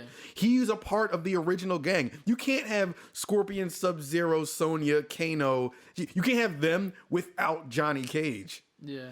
To me, because you're not going to get that interaction between Kano and Johnny Cage, too. Right. Unless, like, he was sucked. No, he wasn't sucked up at the end with the smoke. Because it was only Sub-Zero and Goro that were. Not even the fucking chick. And me and CLD had this conversation, and he was like, well, I think these characters, you're going to see Kano and all them again if they make it too. They're going to do something where Shang Tsung can resurrect their soul, like bring them back. I feel like you're going to see that with Sub-Zero and Goro, but I don't think you're going to see that with Kano. I feel like you got to bring Kano back. I want them to, but they didn't show that. That's the thing. They made it a point to show Goro, which is the thing. They could have just shown Sub-Zero being like particled away, and that's fine. But they only showed Goro, which is like weird to me. True, and I think that unless it was just a deleted scene because time. Right, and I think that you could have taken the original character out, and he should have just been Johnny Cage or something. Yeah. He shouldn't have been trying to awaken anything and figure out what his origin is. But it could have just been a movie about these people traveling here and entering the tournament and figuring their destiny out and their power. It could have just been that. It didn't have to be this guy who has to act as the vessel to the people, the main characters around him. I don't feel like you needed to do that. It could have just been Jax and Sonya making their way, and Johnny Cage with the original, and making their way and finding the other. If you want to keep the champions, have that just be the story. Just those two finding the other champions, bringing Johnny Cage in instead of the new character, and then Scorpion just somehow appears. Have like the way that he appeared was also weird to me in my head, because it was just like the family member's blood got on the knife, so that caused it to be like him to come from hell. Right. Cool. In my opinion, one, just have someone else do a blood sacrifice on the knife, and that means like once blood contacts the knife, he can get to the world from that because someone has sacrificed something to whatever. You can bullshit it because it's Mortal Kombat. You can do something like that. These rules aren't set in stone with Mortal Kombat. So right when you do that, immediately you're like, okay, cool. Now he's here. That's great. So maybe Johnny's hand gets sliced and it's on the blade, and now Scorpion's there. Let's also discuss the fact that Scorpion says his line of "Get over here." Cool. That's great. Says it. That was the one line I wasn't mad at. He said it in English. He did, and he wasn't. And he was unable to speak English. Now you don't like it, do you? You have to have it, though. You have to have it, but don't make it a point to show in the beginning, which is the best part of the movie, that big like scene between Sub-Zero and Scorpion before they're them. Don't have it so that they can't communicate with each other because one's Japanese and one's Chinese. Yeah. And then make it a point to make him also speak Chinese when he comes back after saying "Get over here" in English. And to be have fair, him speak in English. To be fair, that's canon in the games. Like one's Chinese, one's Japanese. Yeah, but have him speak English. And afterwards. even in the game, he says "Get over here" in English. And yes, I'm not saying that Sub-Zero spoke English after that scene from the rest of the movie. Right. Why did he have to speak Chinese still? I think he was Chinese, right? Chinese is Scorpion. I think it's Chinese. Now I'm trying to remember which one was which. Chinese. Remember from the Monster Hunter Monster movie? Hunter. Yeah. Mm-mm. But that's in the edit where you bring like the cover of Monster Hunter up and it slowly goes back down. But fucking, and then there's so many like weird things that it's like Sonya gets her fucking powers instantly after getting the symbol when it was so hard for everyone else to find theirs. Like, bro, nothing made sense in this movie when they tried to make it make sense. That's the thing that I don't like. It's like, if you're going to try to make it make sense and try to bring it in this real world and bring us this character that is, us as the viewer, and you're doing that, then do it. Fucking full send. But if you're going to make a video game movie that's fan service, make that. Don't do a mix of the two. Like, one would be very, very... Either of these two would be extremely fucking amazing. The middle one is shit to me. Well, this movie wasn't technically shit.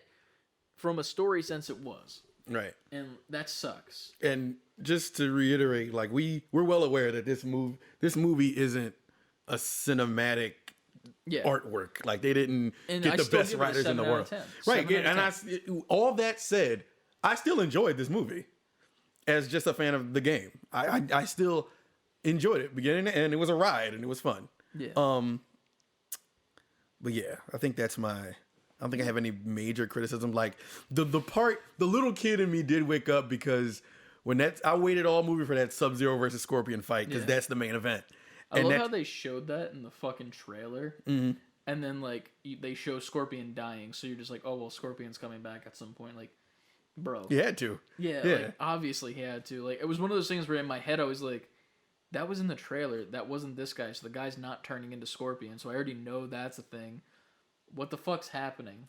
I like the part that I laughed at was in the beginning where they're showing the guy who's going to be Scorpion find the materials to make the spear. Yeah. So as he's finding the rope and the spear, I was like, oh, is that the canon way of how that weapon was formed? Dude, that scene, that whole intro was just so fucking good. It was good. And then I was also, the part where it like, I don't know, it's not foreshadowing it, like calls back to the family being frozen. Mm-hmm. I thought those two were dead. Like, they were in the fucking MMA cage, which, like, what the fuck? Like, weird that you go from this guy's house to this MMA place, which, how do you know that this man does MMA? You know what I mean? They never were at that place once. Like, Sub-Zero never interacted with this man at this place. He interacted with them when they were at that fucking food place. Yeah. So how does Sub-Zero know that this man's an MMA fighter and goes to the exact gym that he fought at? I didn't think of that. It's so fucking stupid. But then again, turn your brain off movie. That's what it's supposed to be. It doesn't make sense. Like, it was really cool with the shots of, like, the ice on the fence when they get thrown against it. But, like, there's no way that he knows that he is a fighter there at all in universe. True. This is also a universe in which men make fucking swords out of ice. But it's those logical things where it's like, that doesn't make sense why that happens, so why should I believe this? And see, and that's, if I was a kid watching this, that probably wouldn't even have occurred. Yeah. I would have just been like, yes, let's go. Like, it would have been fine. Like, to me. Right. Hell yeah. No, I'd be like, fuck, because I'd only be there for the fight. I don't care. Yeah. They could have had that fight in a pet store, and I'd be like, let's go. Yeah. But my favorite, even though it was cheese, my favorite cheesy part was like, the music is ramping up and you see the spear go through Sub-Zero, and at that moment you know it's coming, you know it, and he says, get over here, and that would have been my stand up in the theater, like, yes, you did the thing that I've waited 2 hours to see. That Scorpion did, where he like pulled the mask off and flame breath. That was my moment where I was like, yes, you did the fucking fatality. Yes. And then he didn't say fatality, and I was happy. That was that part. It almost like when all that was happening, it was like, oh, everything forgiven. I waited for this. Yeah. It was literally like, here's the really good part at the beginning, and here's the really good part at the end. Here's a bunch of shit in the middle. It's like you took 2 Oreo cookies and put a turd in the middle of it. But you know what? The cookies were good. Yeah, I'm the shit, though. The fight scenes, though, like if you edited that movie just to fights.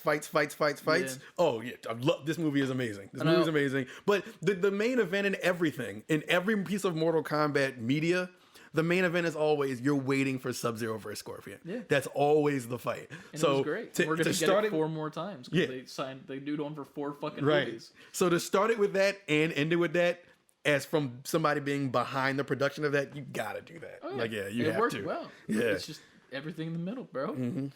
But, yeah, that, and I guess we'll do the slight news stories in here of WWE wants The Miz from, WWE fame. Mm-hmm. I'm very much a big Miz fan, so I actually get behind this, to play Johnny Cage in the next movie after that stinger. It works. It really does. It makes the most sense for it to happen. And I saw the picture. I was like, yeah, that makes sense. The dude can do his own stunts. The dude can get a stunt double if he needs. He's been in movies before. Mm-hmm. He's that cocky motherfucker. And he can be that Hollywood star, Johnny Cage. That's why he should have been in the first. Imagine the dialogue between Johnny Cage and Kano. Well, Kano was the best character in the whole movie. That's what I'm saying. Down. So, yeah, so if you had it would have been best. Johnny Cage opposite of that back and forth, there would have been so many moments where that would have been amazing. It would have been great. But, I was talking to the guys, and I was like, I could also see Carl Urban playing him. I'm trying to think of who that is. From The Boys, he's a butcher. Oh, yeah. I know you're talking about. Because I remember seeing, the first movie I saw him in was Doom. The really shitty Doom with The Rock. Mm-hmm. And, like, him clean shaven, he's 100% the cocky motherfucker. Like, he's got the cockiness. He can obviously do an American accent, obviously, because he's done it in other movies before. I could see him doing it. I could also see Ryan Reynolds doing it. Now, did you see the tweets? No.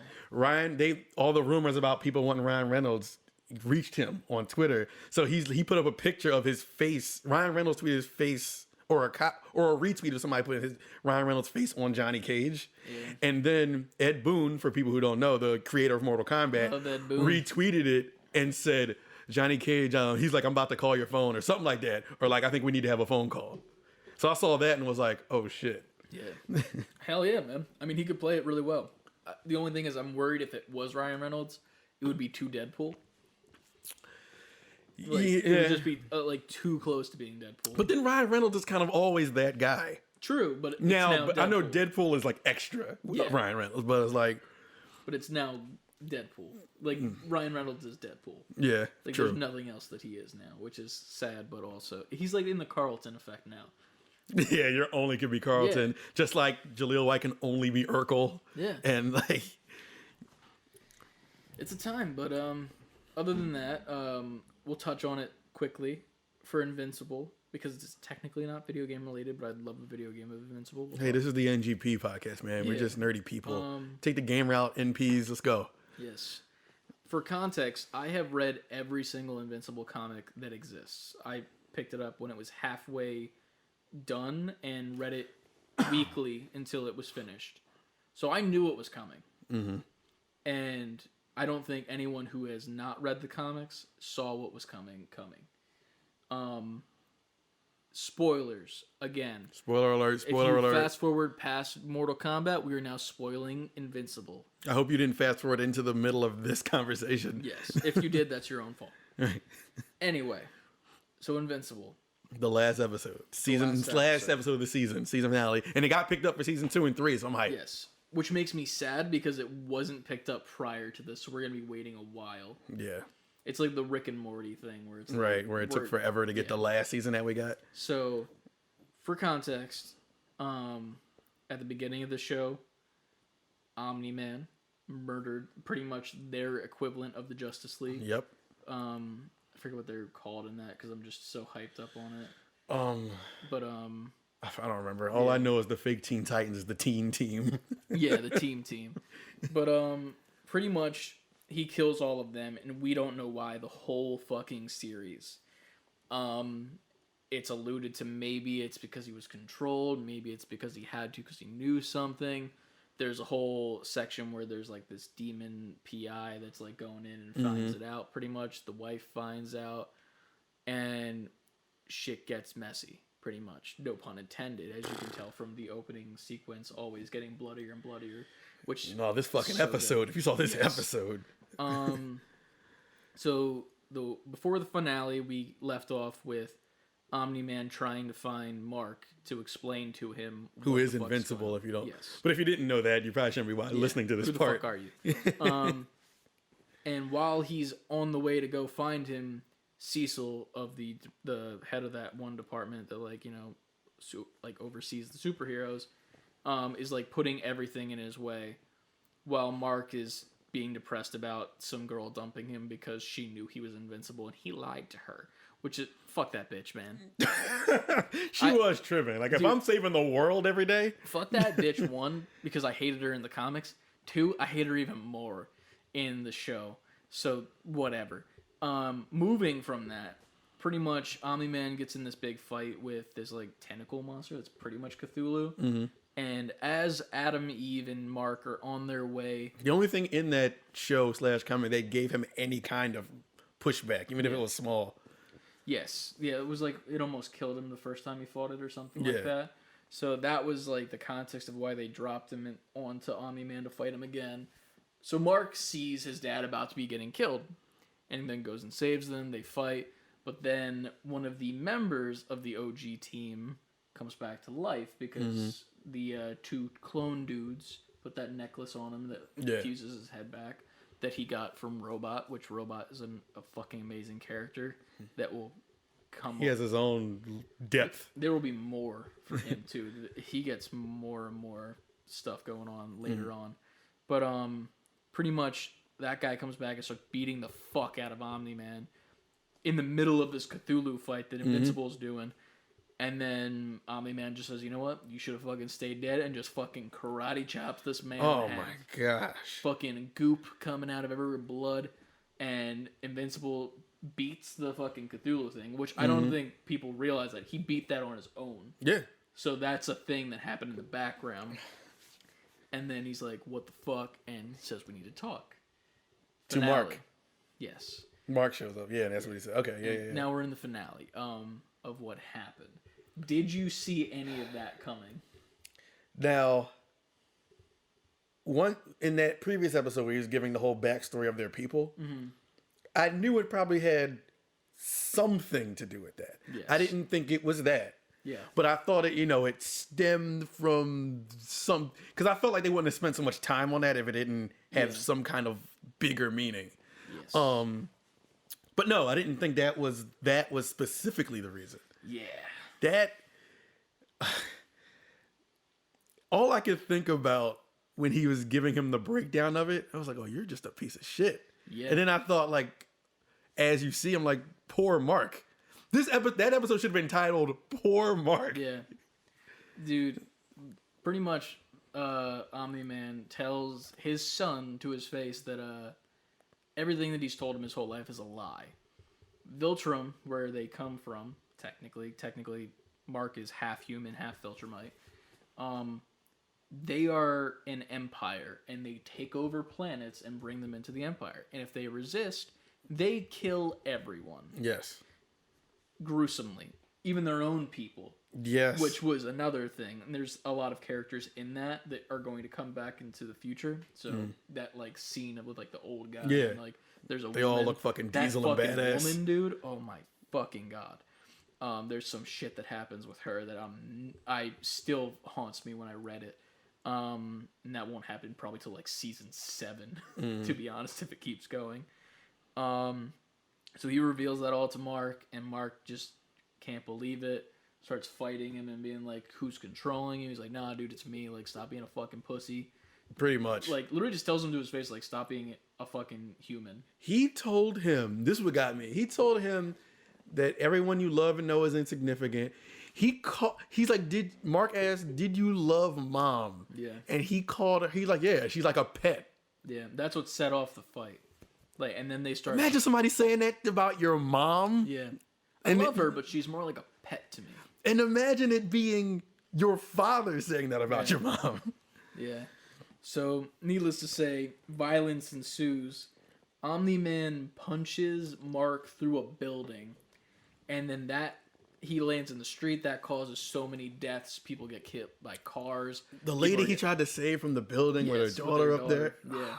Literally holding this building up as it's about to fall. There's a mother and a daughter, and he's holding the mother's arm as she's like dangling in the child, and he looks at the child dead in the eyes like, It'll "Trust be me, it's okay." gonna be okay. It's gonna be okay." It wasn't okay. Shit fell, and he's like pulling the arm out. It's a fucking severed arm. It's just dripping goo of blood.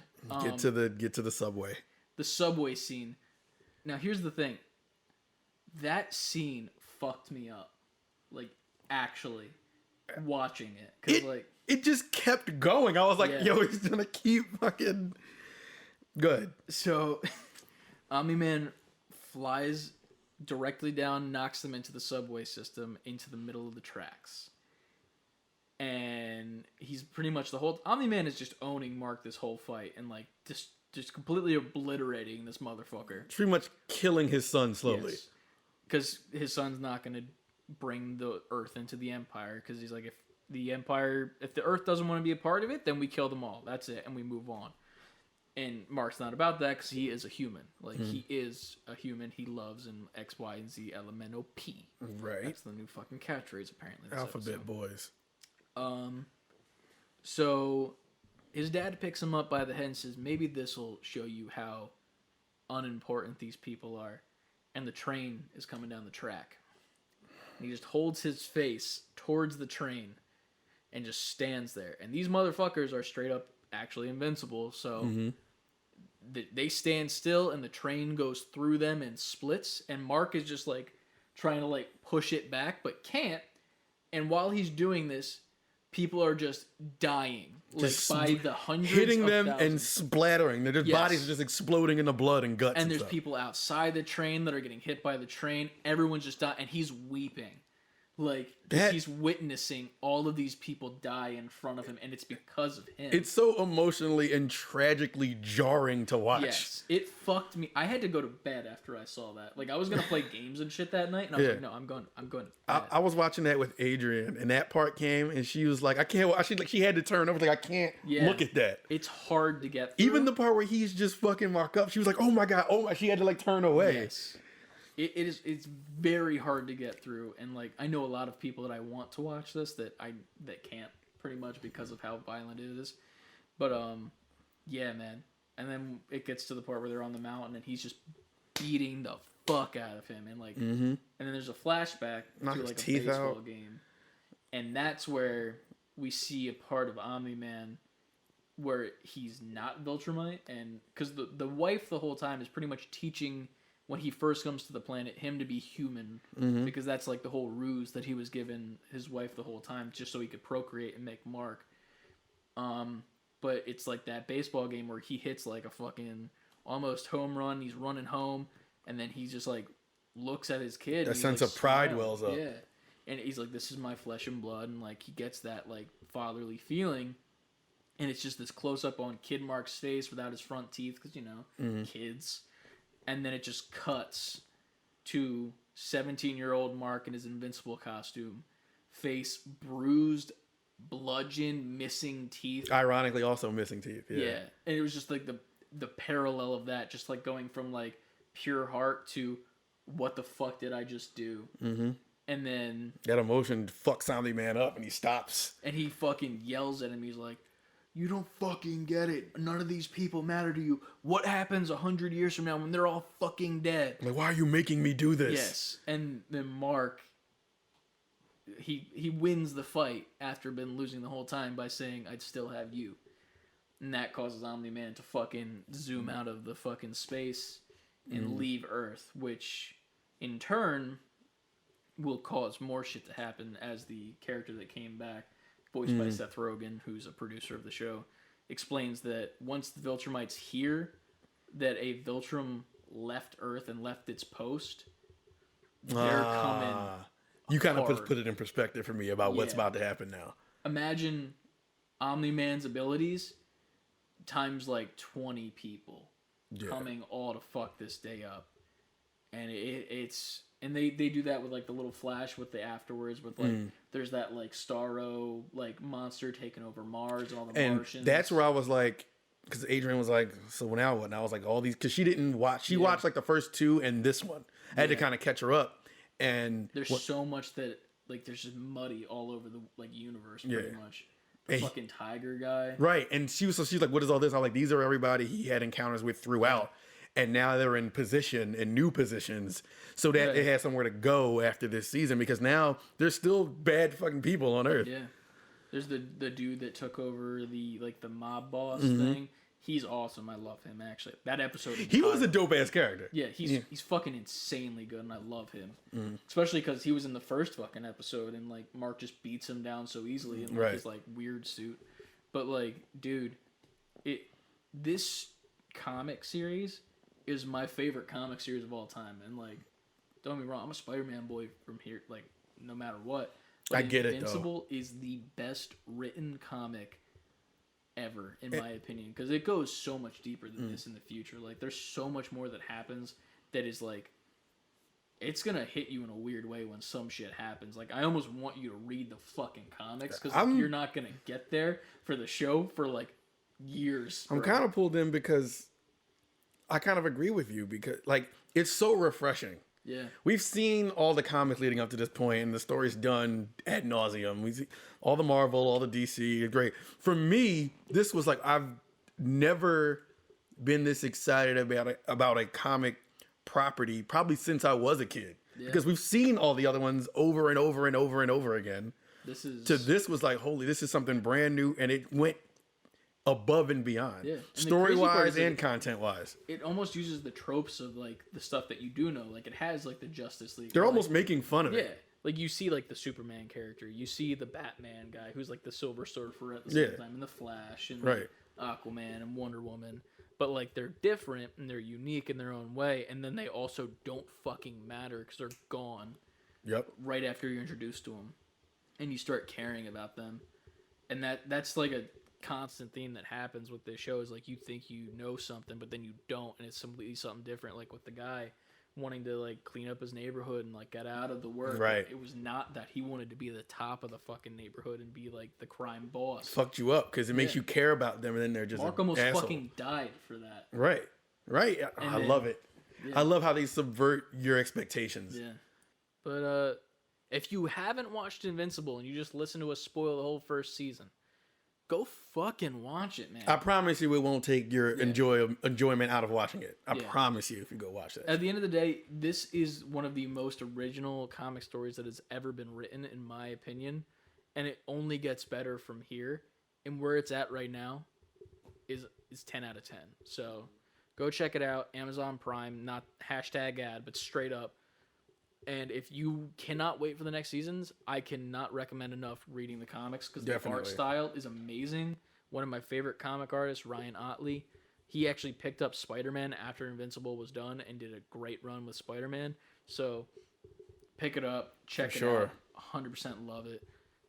And then watch the show when season 2 and 3 come out in 5 fucking years, hopefully. Less than that, but we'll see. Yeah, so spoilers done. Welcome back to the actual podcast. If you are listening on YouTube, you just missed a lot of stuff where we talked about spoilery stuff. If you were listening on any podcast app, welcome back. Hopefully you didn't accidentally spoil yourself. I'm gonna try. This is not a promise. If you hear this in the show, I'm not promising it. But when I edit and mix this episode, I'll attempt to figure out where the spoilers start and where they stop. Yeah, we'll put it in the description. In the description, yeah. right. Yeah. So, yeah. Maybe we should have said that at the start of the spoilers thing. Like, we'll put the timestamps in the description. Can you copy-paste this? I might have. Yeah. The spoilers start at this point and end at this point. Read it in the description. I'll put that there. Yeah, cool. All right. And then leave it here as well. So now we sound funny. Right. All right. Back to the news. news. What's next? State of play. State of play happened. Yeah. They showed a couple like new things coming out. Subnautica 2. Was that what the first trailer was? You weren't there from the beginning. I was not there. I was only there for the ending bits. I need to. Comment if I'm wrong. There was a Subnautica trailer in the beginning, and I'm not sure if that was Subnautica 2 or DLC. I don't remember vaguely. I kind of jumped in when that trailer was on. Among Us coming to PlayStation, and there's Ratchet. Yeah, it was Ratchet and Clank DLC included. What on Among Us? Yes. Like hats and stuff. I guess. Cool. And the main event was the new Ratchet and Clank Rift Apart, which just looks amazing. It is one of my most anticipated games this year. I saw a funny tweet that said when they showed the overview of the whole city and it's all alive, and then somebody said, look, the city is so alive. And then somebody followed that up with like, yeah, they damn sure did way better than Cyberpunk in making a city look alive. That's a good point. It was definitely alive, but it was alive with bugs. Exactly. They were crawling all over the fucking place. With dildos. There's your Cyberpunk. There's your weekly dildo mentioned. But no, this game looks so good. And if you listen to from episode 1, you know how much of a action platformer boy I am. Mascot action platformers, that's my shit. Yeah. That's probably my favorite genre of gaming. If you have like a collectathon, run around, defeat the boss, that's my shit. So this game I cannot wait for because it just scratches that itch so well in a next gen way. Another full on next gen PS5 game. I'm gonna blow your mind here. I've never played a Ratchet and Clank. I haven't played. I played a bunch. I played the PS4 one, and I played one other one. Not to completion either. Shit. But okay, maybe I'm not alone. But I'm 100% playing this one. This one, I'm in for the long haul. Right. I'm not even that guy, but I want to platinum this thing from what I've seen in it. It's gonna be. I feel like there's gonna be so many trophies in this game that it's gonna be hard to do that. But that makes it almost fun in my opinion. But that's my shit. Like even with the Mario games are some of the only games where I 100% them. Like Mario 60, every 3D Mario, even some of the new Super Mario Brothers, I've done everything. I collected everything. I beat everything 100%. I found all the secrets 100%. Mario Odyssey, I got all 880 stars. Beat the shit out of that game. And this is the only other shit out of it. Like Mario. Spoilers. Again. Fuck. Motherfucker. I mean, just bleep it. Yeah. Just bleep it. I don't know. That's not You a could bleep. just get like a bleep sound. You don't have to do it. I'm gonna use that and put it there. Just stretch the shit. Oh Yeah. my god. But yeah, I'm gonna. I feel like that's gonna be my attitude with this game. Yeah. Now, remember me saying that, so when I don't do it later, I didn't have time. I didn't play it this week. When I'm You'll saying all that platinum shit, it. You'll just get it done when season 8 of Invincible comes out. it'll be platinum. I will platinum Ratchet and Clank, and it'll be done in 2024 Hell yeah. when PS6 is teased. Yeah, I'm very excited for that game, man. Like, it's weird because we're getting to that point where it's like the PS5 games that are coming out are like must-have. Like, while for me personally, Demon's Souls was not a must-have game. Not for me either. I feel like Miles Morales was also technically not a PS5 game, so I'm not going to call it a must-have PS5 game. Bugsnax, fuck you. There's not been many where I'm like, I need this game and I need to play it. So like, this is one of those games where I'm like, I need to play it day one, probably requesting off and having like a whole fucking day of it. Go to GameStop, pick up my copy. Right. Hopefully the registers aren't down or else I'll kill someone. Maybe a kid. See, I'll bring it up myself. Thanks, Nico. Yes, thank you. But yeah, dude, that game is gonna be so much fun. It's gonna be such a good. It's gonna be weird too, because like I'm gonna play that game, and I'm gonna be like wanting to play like Apex and shit, but I'm like, nah, fucking Ratchet. That's all I'm Ratchet and Returnal. Just all the R's. I just like the fact that we're getting to that point where like it's starting to be like hit after hit. The hits are coming. Just wait till Akira comes out, dude. I'm gonna fucking like to the moon. Right. That shit looks fucking fire, and it's not even out yet. I don't care, man. I want it now. Was that coming this year? It's this year, yeah. I think it's in the next couple months or so. I can't remember specifically date, but like we just got bangers every single month coming. I'm pretty sure. And for the people who are, and I kind of want to get it too, but I don't think it's as high a priority as Ratchet. But we're in May, and that Mass Effect I'm getting that remake is coming out this month, 100%. and I want to get it. I need to know what the hype is about. Me too. We are two people, and we've mentioned it before. Mass Effect had this huge following. It's acclaimed, critically acclaimed. You're looking at two people and listening to two people who have never played Mass Effect. Yeah, maybe we make that a thing. Yeah. Like Mass Effect. I don't know what the series would be called. Ass Effect. Are we doing squats the whole time? Just like, No, look because at I our suck at those. dumpies.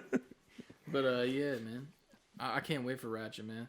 Can we talk for a second about the tweets we were talking about? With there was someone who tweeted, "What if Ratchet and Clank is just a test for a Into the Spider-Verse esque like Miles Morales Spider-Man PS5 game where it's like you go between universes and shit?"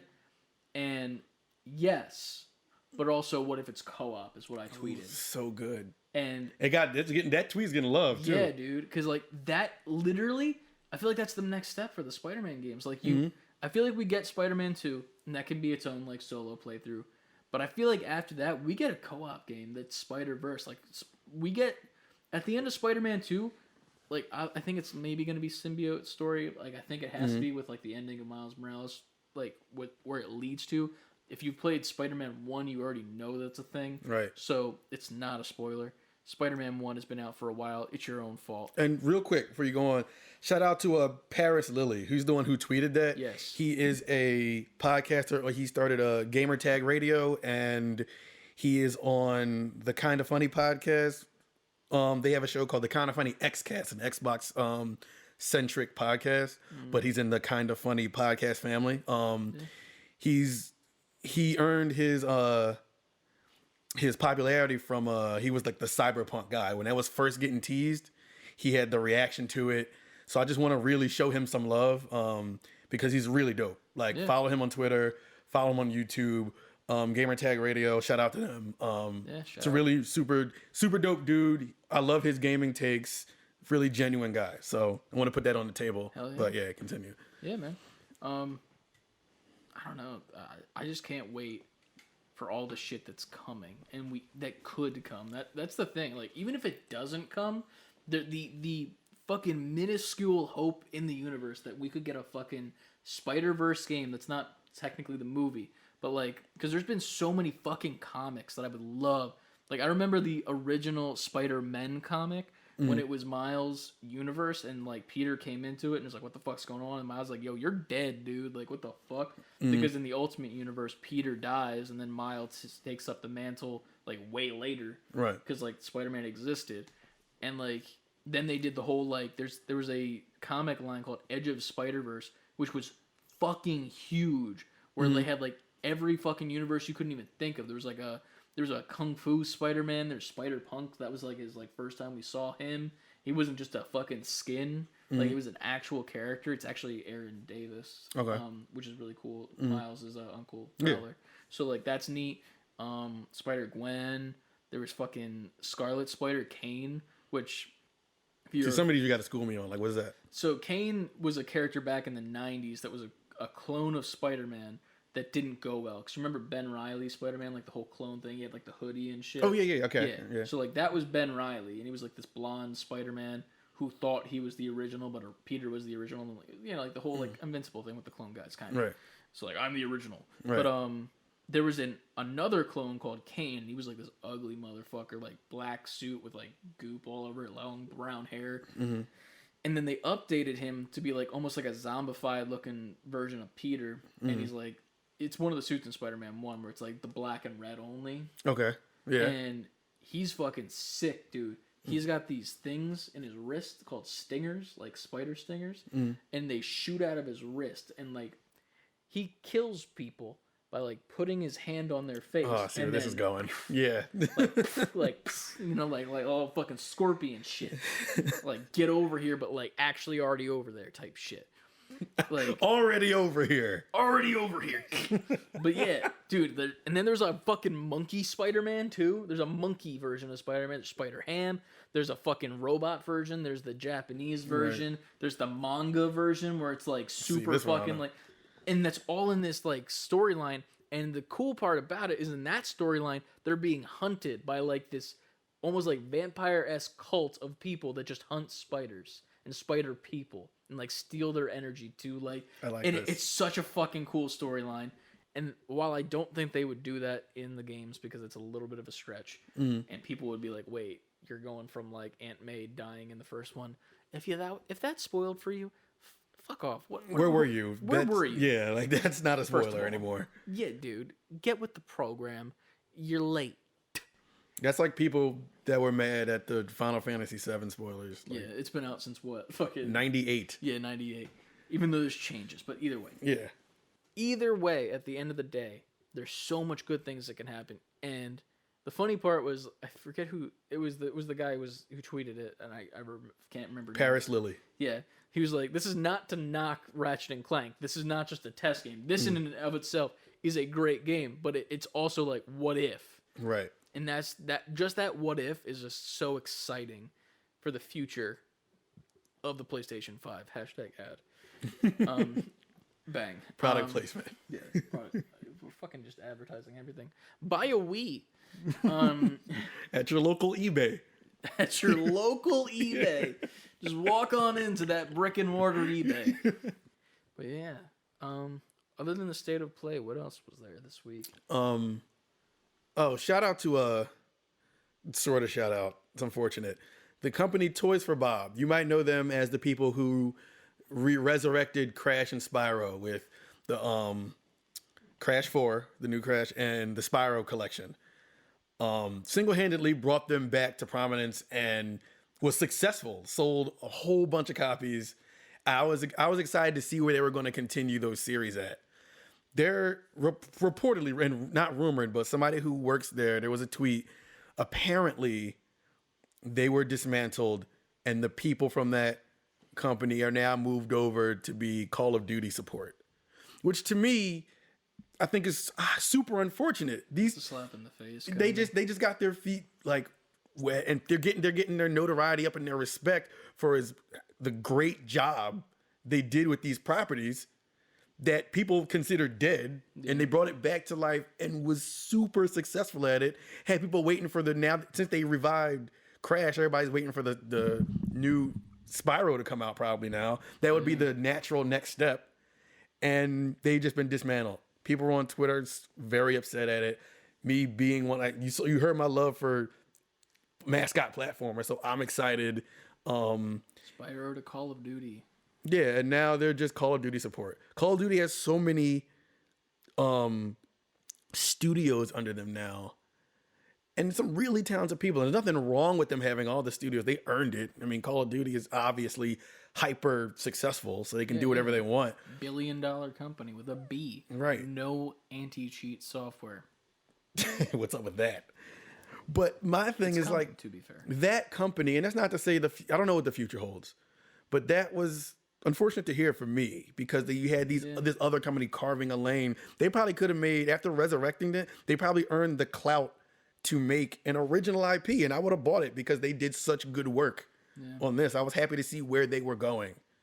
How Housemarque has earned my respect, or Respawn, or it's a couple. Respawn, baby. Daddy Respawn. Daddy.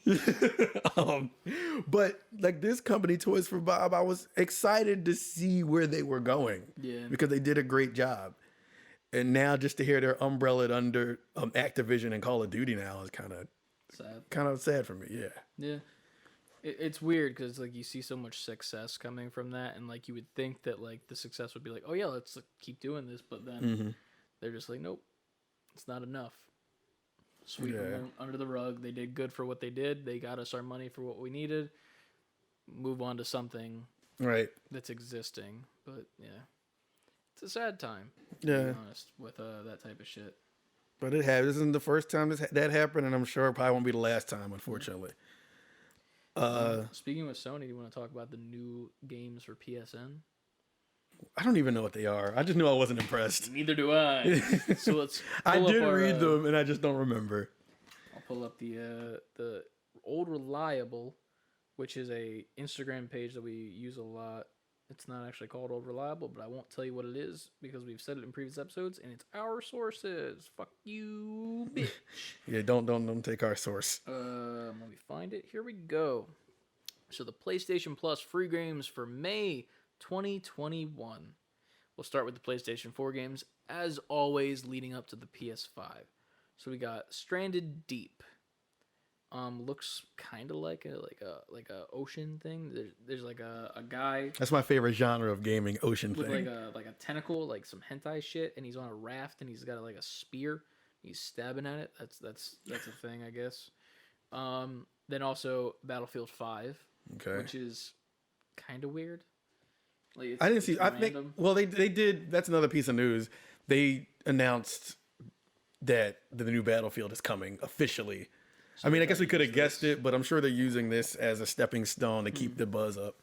So that one, whether I'm gonna get it or not, is irrelevant. I think that makes sense for what's about to happen. Gotcha. And then the PS5 game, which is called Wreckfest by THQ Nordic. Yeah, very lackluster month. Yeah. Like, while Battlefield 5 is like cool, like you get like a multiplayer online game, it probably has a campaign. I don't know because I don't fuck with Battlefield.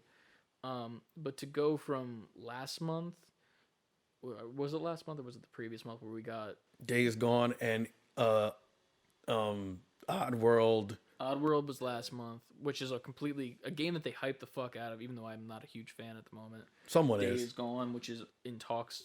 People want a sequel for it. To Battlefield 5, which announced a sequel, cool, whatever. Stranded Deep, which I don't recognize, and then Wreckfest, which is pretty much just the realistic version of Destruction All-Stars, which seems that also way. Sucked. Like Oddworld was a big deal because it was an original game that was free. Yeah. So that's pretty dope. Wreckfest, I mean, from what I've seen, it actually looks like what we thought Destruction All-Stars was going to be, where it was like a destruction derby and like you're having a good time with your cars. That's exactly what it is. But like Destruction All-Stars fucking that was weird, man. They announced DLC for that recently too. Like new content coming. There is also something weird about the PlayStation Plus this month cuz on top of those 3 games, Spain also gets the PlayStation Talent sponsored game called Waves Out, which launched in January for $9.99. So for some reason Spain is getting a 4th game. I don't know what that's Only about. in Spain, but that's kind of weird. Just going off of the comments, People do not like this shit. There's a couple people who are saying, not bad actually. Oh, I just bought Battlefield. But yeah, people are not happy to say the least. I'm not mad because it's free games. Yeah. You know, and there's always the PSN collection, so it's like I might like that tentacle underwater game. There I was don't know. a shark in the second picture. So it looks like it's just a deep sea thing, in which we got Subnautica. Like, didn't we get like that like 2 months ago or something? We did? What was the one game we got? It was like an undersea thing. I forget what we got. I don't remember. But it was like an under the sea, you know, like Little Mermaid type bullshit. That's it. Yeah, like, I don't know, man. Ariel and family. We can't get a new fucking game each month that's like a fucking PS5 original, so that's fine. Yeah, I'm not mad at it because if I'm Sony, I'm like, we just gave you like Days Wreckfest Gone. could be dope. Yeah, it could be. It could be what we wanted from Direct Destruction All Stars. Listen, we're just doing our job to let you know what's new and free on PlayStation. Do we know what they are? No. Right. We're not even. You know what? We're not even calling them bad. We're just. I don't have a lot of information on them. That's all. To be fair, I don't care about Battlefield. I won't be playing that. No, last Battlefield I got was 4, and I got that specifically because it was a launch game on PlayStation 4, and there wasn't a whole bunch of games when it came out that I wanted, so I just got that. Yeah. But yeah, that seems to be pretty much all the news for this week. Wait, what was the Cyberpunk thing? I mean, I guess we got to keep the Cyberpunk trend going. Didn't CLD tweet it at us? Yeah. Let me pull it up on Twitter because he also sent us a question, and we'll do that. And then I don't know if there was any more Anna questions left over, but we'll check. I'm in the wrong Twitter. That would help if I was in the right Twitter. Notifications. Man, I gotta scroll. Fuck. Oh, here it is. So, this was tweeted from Jason Schreier. Oh, Jason Schreier again. Yes.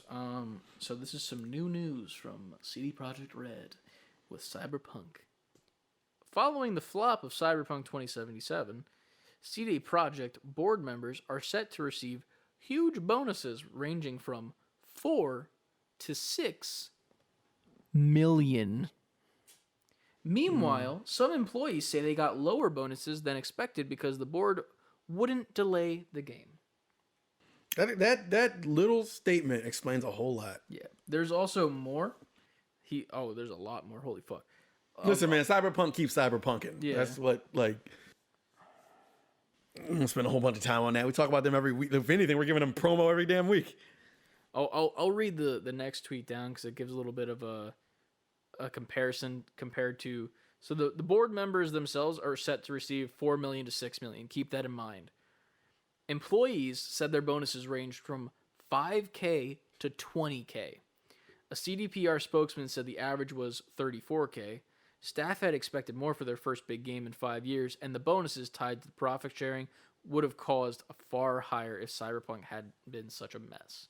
So, from 4 to 6 million to in between the range of 5,000 to 20,000 for these people that got utterly eviscerated from forced crunch time, forcing the game out way too early, and I don't think it's technically at the end of the day you're getting money, you're not being punished, but technically those people should be getting the big bucks compared to the fucking execs that forced the game out. And let me just make our stance clear because there was a little bit of confusion before.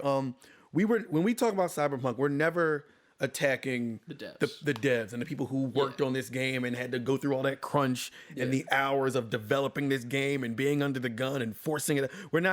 We have the utmost respect for them. Yeah. The work that you guys had to do under those conditions. Fuck Cyberpunk doesn't mean everything involved with Cyberpunk. Fuck Cyberpunk is like the board members and those people who got getting those millions. Yeah. And the people who weren't in the trenches, putting blood, sweat, and tears in the making this game. Y'all did put dildos in it, which was kind of weird, but I'll let that slide. But yeah, the board members and like the higher ups at that company really fucking screwed the pooch to sound like a fucking 80-year-old man. We should have delayed it. I mean, we would have talked shit, but so would have everybody else. I wouldn't have talked shit. Honestly, just fucking say the game ain't ready and then don't give me updates. That's it. I would rather be critical of a delay but get a fantastic game than you deliver me a game early and be critical because it's terrible or not terrible, but it's broken. Yeah. That's what it comes down to. Yeah. Sadly, yet again, for the fuck Cyberpunk moment of the week, we thank you, CLD, for tweeting that at us. Yep. I guess we'll move on to the viewer questions. Yep. We did get one from CLD, and then do you want to see if Anna had any other ones that we can pull up? Yeah, I got you. But I'll find CLDs in the meantime. Should be pretty fucking easy. Got it. Cool. So, CLD says, what's the best movie tie-in game? On the flip side, what's the best movie based on a game? We've kind of tackled this in the past a little bit. I'm trying to think of the answer. I'm trying to think of the movie tie-in. I mean, yeah, movie Ratchet tie-in and part. Clank. I didn't see that movie. I mean, that's the only one I know. That's the reason why I put that out there. That's a movie based on game. Based on a game. Well, that is the movie based on a game. Is it? Yeah, the movie, the game came before the movie. The movie is based on the game. Ratchet and Clank. I've never played Ratchet. I just thought it was like a tie-in. Well, 'Cause, like, they I'm showed- trying to think of what qualifies as tie-in. Does it mean it was a?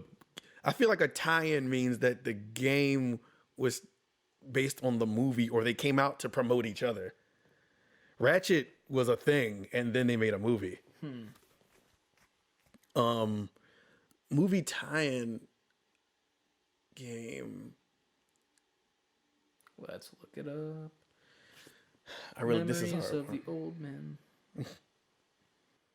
All right.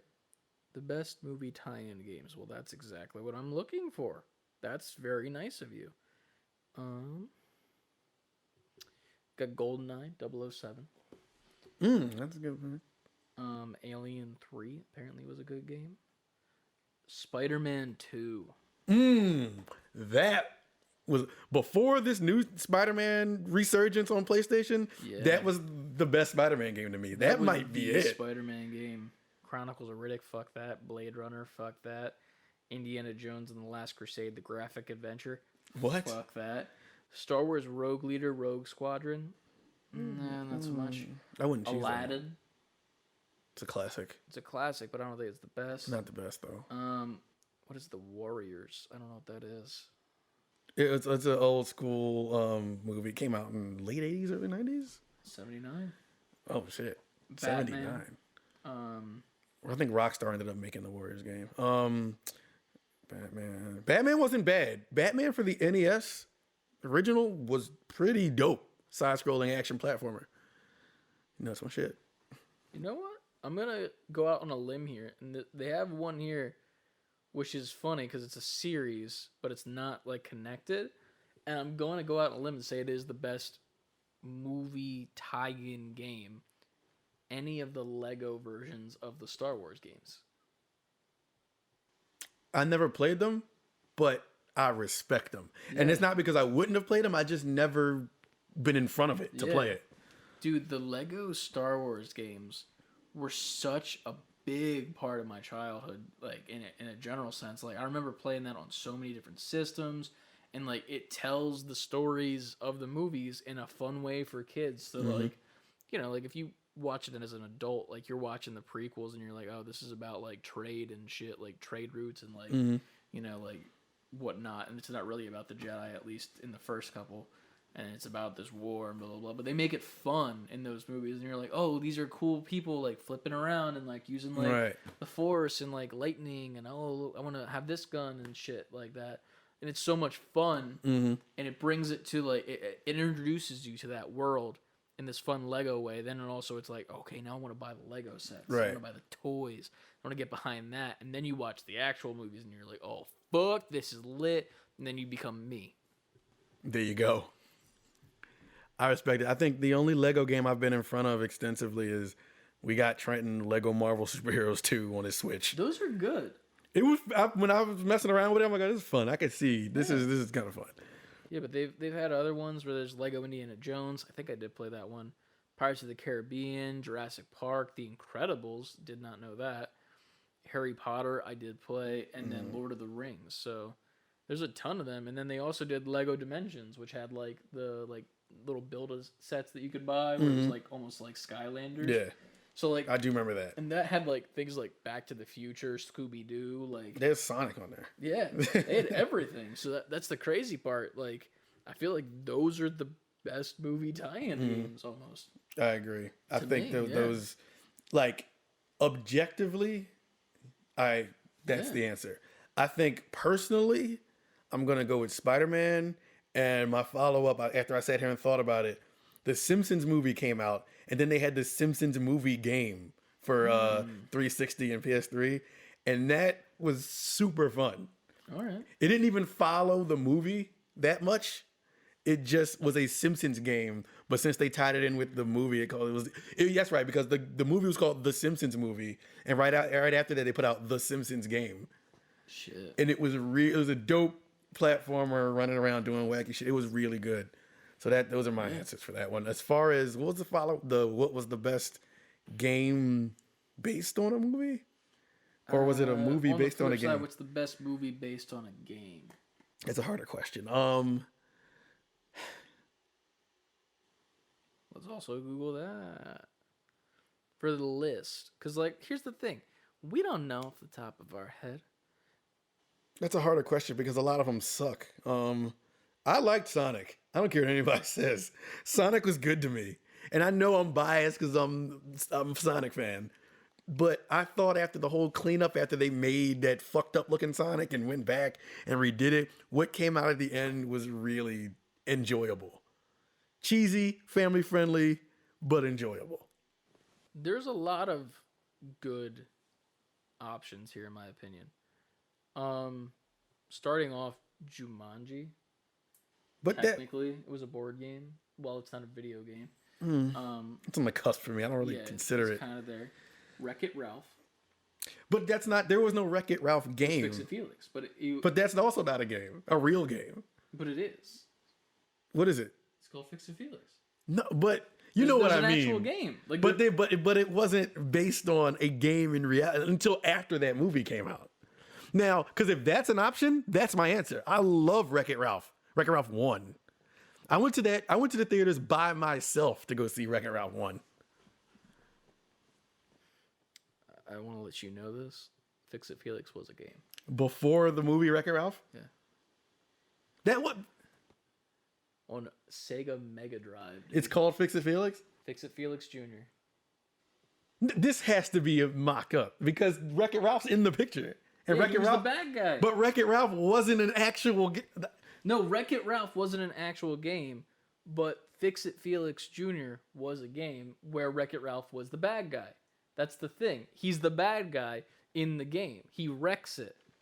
I'm calling. It's on the Sega Genesis. I'm calling bullshit. I would have known about this game. You don't, and guess what? It's a real thing on the Sega Genesis. Fix It Felix Jr. Yeah, man.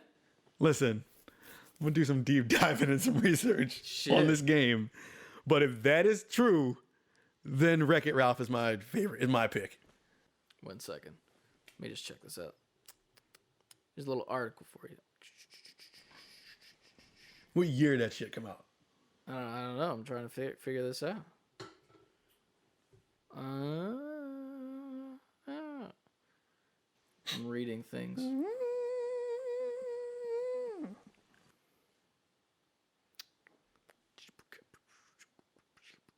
Wait, Just like maybe edited out all this time. Maybe you're right. Maybe you're right. It's 10:15. Jeez, I know what that like. Is that fucking it? Okay, so you might be right. I'm about to say there's no fucking way. You might be right, but also there's the mock-up and it looks real. In the film, Fix It Felix Jr. is an arcade machine that debuted in 1982 from the publisher Toby Comey. Because it's based off Donkey Kong. In reality, the game never actually existed. It is instead an homage to Nintendo's Donkey Kong. This is why I'm the OG. Because the OG. what the fuck? To be fair, I didn't know. I was just reading. No. The that internet will looked do that. legit. It does. I agree. They did a good job on that mock-up. Yo, the internet, bro. It's not even a mock-up though, dude. It's literally a fucking like Google People are search talented. result. Well, no, but this isn't like a people thing. This is like a Google thing where they like they show the result at the top of the page as if it exists. My thing is, you can't eBay that. Like you can't find that product Shopping. unless somebody put it on a ROM card. You can't. You actually can apparently. Now that game was a game on mobile when the movie came out, because I immediately downloaded it and played the actual Fix It Felix game that they made based on the movie. Apparently, you can buy it as like one of those mini arcade Johns. This shit was fun. That's actually pretty cool. I would actually like this to own this thing. I wonder if you it's can actually still the get cab that. from the movie. Yeah, Yeah. it's $20. No, I'm saying I wonder if the app still was a thing, Oh, I have no idea. because I would download it again and pay for So it. then I I guess enjoyed that it. doesn't count as one of the things. Let me go back to the original search. Let me go back one more. Fuck, I lost it. It was in a different tab. I'm dumb. Okay, Tron, I didn't see Tron. the OG. You've never seen the OG Tron. Isn't that fucked up? I've never Who the seen fuck's it. the OG now? You know, I've never seen Tron. not me. I'll tell you that much. But that might be the answer, because that was. But what came first? Barbie video game hero. Oh well, never mind. That's clearly the answer. I don't even see any other like actual. The Last Starfighter. What was my original answer? I said I don't know. Sonic. Sonic probably is the best bet. On a Slender Man movie, no, it's not a good movie. Sonic and Mortal Kombat 1. But my Mortal Kombat 1 answer is purely based on nostalgia. I have not watched that movie recently, so I don't know how it holds up. But that was it for me as a kid. Yeah, man. I feel like this list is extremely short. That's crazy. War games, whatever that is. I don't know. That looks like what's the old game where you like shoot up? Asteroids? No, Space Invaders. That one. It looks like that. Old man Cloak and emoji. Dagger, what the fuck? Scooby Doo, Cyber Chase. Oh, I remember Cyber Chase. I remember that, but The that, little electricity guy. He's like, ugh. yeah, I do remember that. I don't know, man. Spy Kids 3 Game Over. Yeah, hell yeah. Spy Kids 3D, baby. I wasn't part of the Spy Kids train. I remember it though. Aaron was in the Spy lit. Kids. Yo, Aaron knows what's up. Spy Kids is lit, man. I remember going to fucking all those movies in theaters, getting all the Burger King and like McDonald's toys and shit. I remember one of them was like the little cricket, little like silver boy with the green eyes. Yeah, You lost me at that point. yeah, man, a little bug. Yeah, so there's that. I'm gonna just say Sonic. Yeah, Sonic, I think is the correct answer. Sonic and Super Mortal Mario Kombat for Bros. me. movie. Oh god. Glad they didn't make a game out of that. Like they did fucking Street Fighter. Like they made Street Fighter, then they made the Street Fighter movie, then they made Street Fighter the movie, the game. You made a game. You made a movie based off. You made a game based off a movie based off a game, and the movie was terrible. That just sounds like lazy writing. Yeah. Try to cash Do we in. have another Anna question? Oh, you know what your answer is? Avengers. There you go. You're welcome. That came out after the movie. Yeah, so it was It's based a off movie a movie. based off a video game. That's what the question was. You lose. That's still your answer. Whatever. No, it's not. Fuck that game. I refuse to play it. I might just make a video of me cracking my disc just to prove it. Like, that's what discs sound like, apparently. Da, da, da, da, da, da. Do we answer this? All right. From Anna. Do you think a remake should require you to have played the original game for plot points, or should it have to stand on its own to be a good game? A remake, specific. It has to stand alone on its own. Yeah, Remake. yeah, 100%.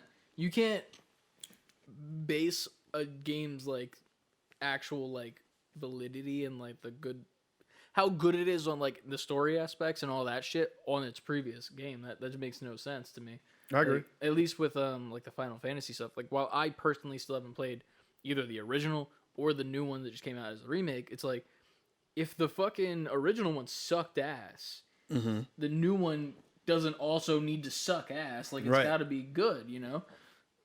Vice versa works the exact same way. Like it needs to stand alone and be good on its own. Especially if it's a remake, Yeah. because Final Fantasy VII remake, we're gonna just use that as the What other games have been remade like that would like fall under this too? Though? Like, I'm trying to think of like Spyro and like Crash Bandicoot, like that. Type but they of were stuff. just remastered. They're okay. The stories date exactly. It was the same exact game, Same just exact looked story. nicer. Okay. So remake is like story is slightly changed. or like fully, completely. It has to be done from the ground up. You can now. That's not to say you can't remaster something from the ground up, but you take more liberties with a remake Gotcha. and restructure Yeah. it. Because Final Fantasy VII remade it. It was a remake to the point where the mechanics. It wasn't a turn-based RPG anymore. It was an action RPG. Kingdom Hearts, baby. Imagine in 5 to 10 years, they're going to remake Kingdom Hearts, and we're going to have to relive I that could see again. them doing Kingdom Hearts, but as a turn-based RPG, as like a meme. Just be like, hey guys, you like classic?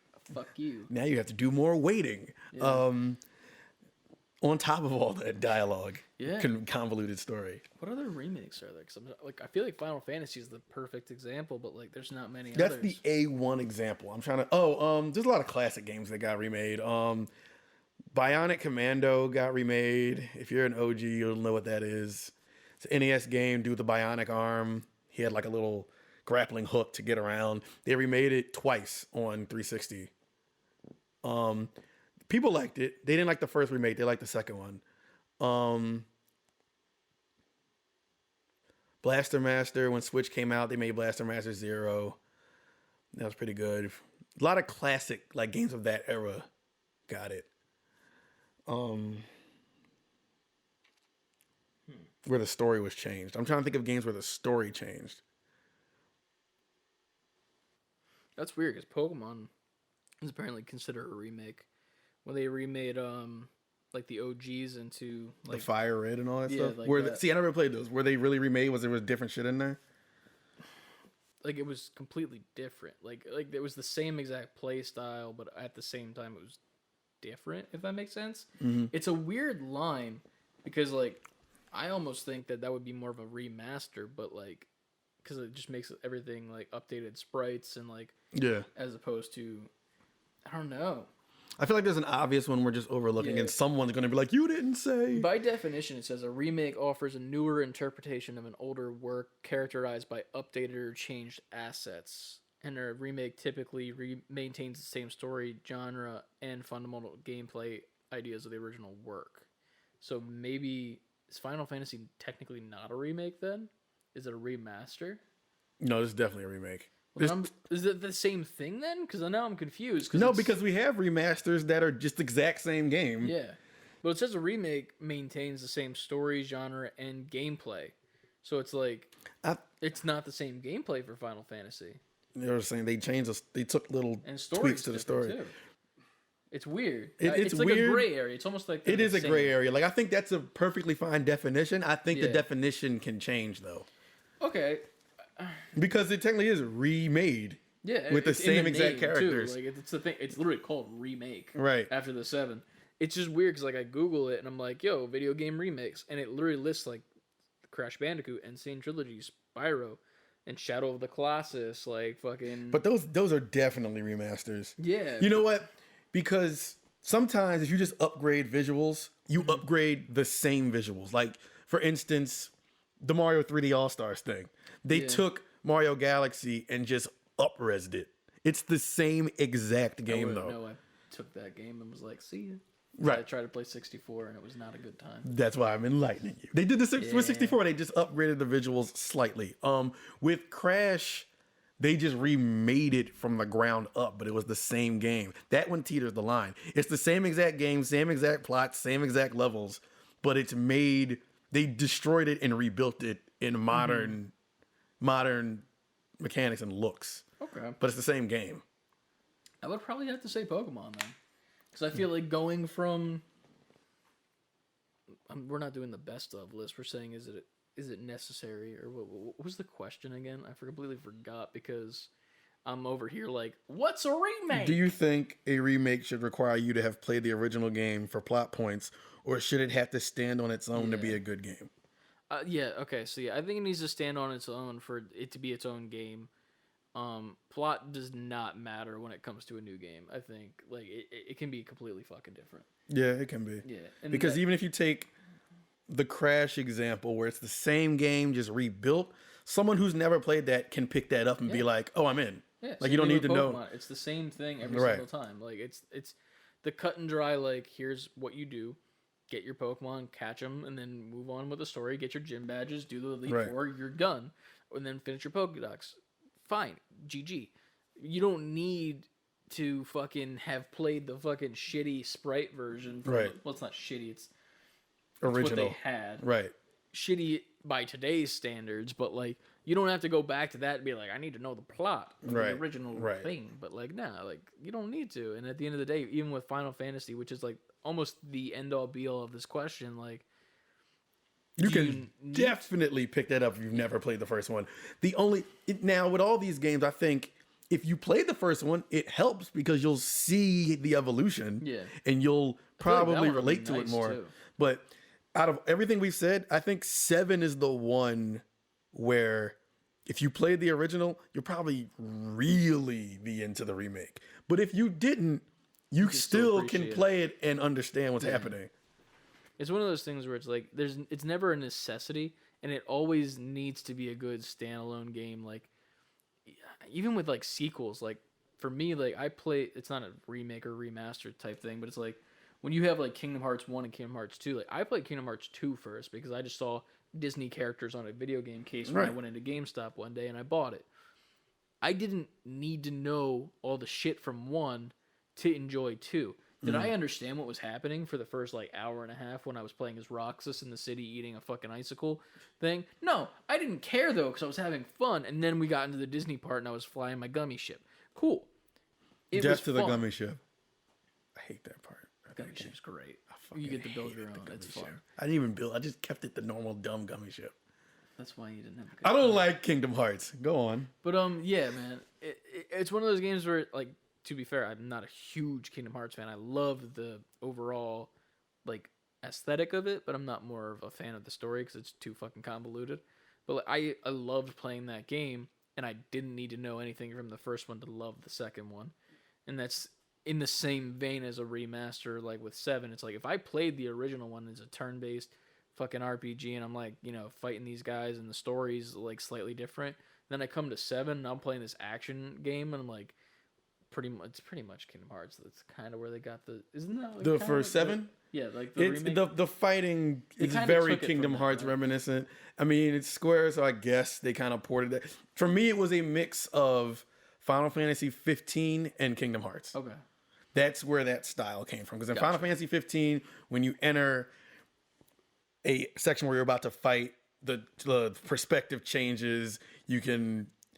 It puts you like right at the enemy. You can target them. That was like all Final Fantasy 15, and it was super dope. Okay. And then with the action, like the way you fight, is Kingdom Hearts All right. in a sense. I mean, it's obviously tweaked. Yeah, It's yeah. not exactly It's- Kingdom Hearts, but very reminiscent. Yes. Yeah.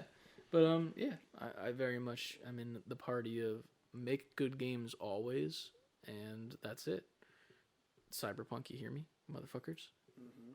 But yeah, I think that was Good questions. good questions. Yeah, thank you again to CLD and Anna. I think it might be all of Anna's questions. I'm not sure. I don't think it's all of them. I think there's maybe one or two Okay. left. Well, we'll get to them in the future. If you'd like to reach out to us yourself, you can do so at our email, which is savebeforequitting, fully spelled out. I'll put it on the screen if you're watching the YouTube video. It's up here. Look at that there. in the magic of YouTube post-production. magic. Yeah. You can also do so like how CLD did and reach out to us via Twitter, just at savebeforequitting. The letter B, the number 4, instead of the fully spelled out word. That's on Twitter, Instagram, Twitch, where we'll be streaming a little bit more coming soon, and TikTok, where we post highlights of videos sometimes because life happens. That being said, we'd love to just say again, Nico, we love you. Yes. If you got to this part of the podcast, or you've been busy as fuck playing games, maybe, or making them. We will very much miss having you on, Yes, but it we will will. hold down the fucking fort. You're forever immortalized with us. Yeah, and if you ever want to come back on, even if it's for a one-off episode here or there, it's always there for you. We'll throw the bomb out the window, except for not, because then Trent will be sad. He didn't hear me say that. Cool, but yeah, And let us know, hey, if you want to just let's just be friends. No Yeah. mics. You We don't already have to do that shit. You already know what's up, man. Let us know when you're on your PlayStation. We'll jump on. Yeah, man. I'll stop lifing to jump I on. think I saw you come online while we were recording this episode, so I'm pretty sure you're playing PlayStation as we record. So that's a thing. Keeping it alive, man. I love it. Yeah, man. But yeah. And show Nico some love again. In the comments below, on Instagram, everywhere. Let the boy know that we love him and we will miss him. And we're gonna hold it down. Yeah. For you all and him. Yeah. Moment of silence. Yeah, it's weird. It's a weird time. But we'll get through this and we will move forward. We'll be making some great shit coming soon. 2 YouTube videos just came out on our channel, including this one for the podcast. We have a new Mario Party and a video of Returnal that we'll be recording maybe tonight. It is pretty late, so if you want me to get the fuck out, tell me. Well, I'm chilling. Okay. You know, So because of the bang, I'm fucking awake. wired. Yeah, same. It feels like it's 4 I'm in the only afternoon. I'm only halfway through it. And I'm already... I drank all. I don't think I'm too much. All right. Well, with that, we say thank you to Nico for everything that he's given us and allowed us to do in this time that we've been together. And now this time we've been apart, we will hold it down. Yep. And remember always to save before quitting. Always. Peace.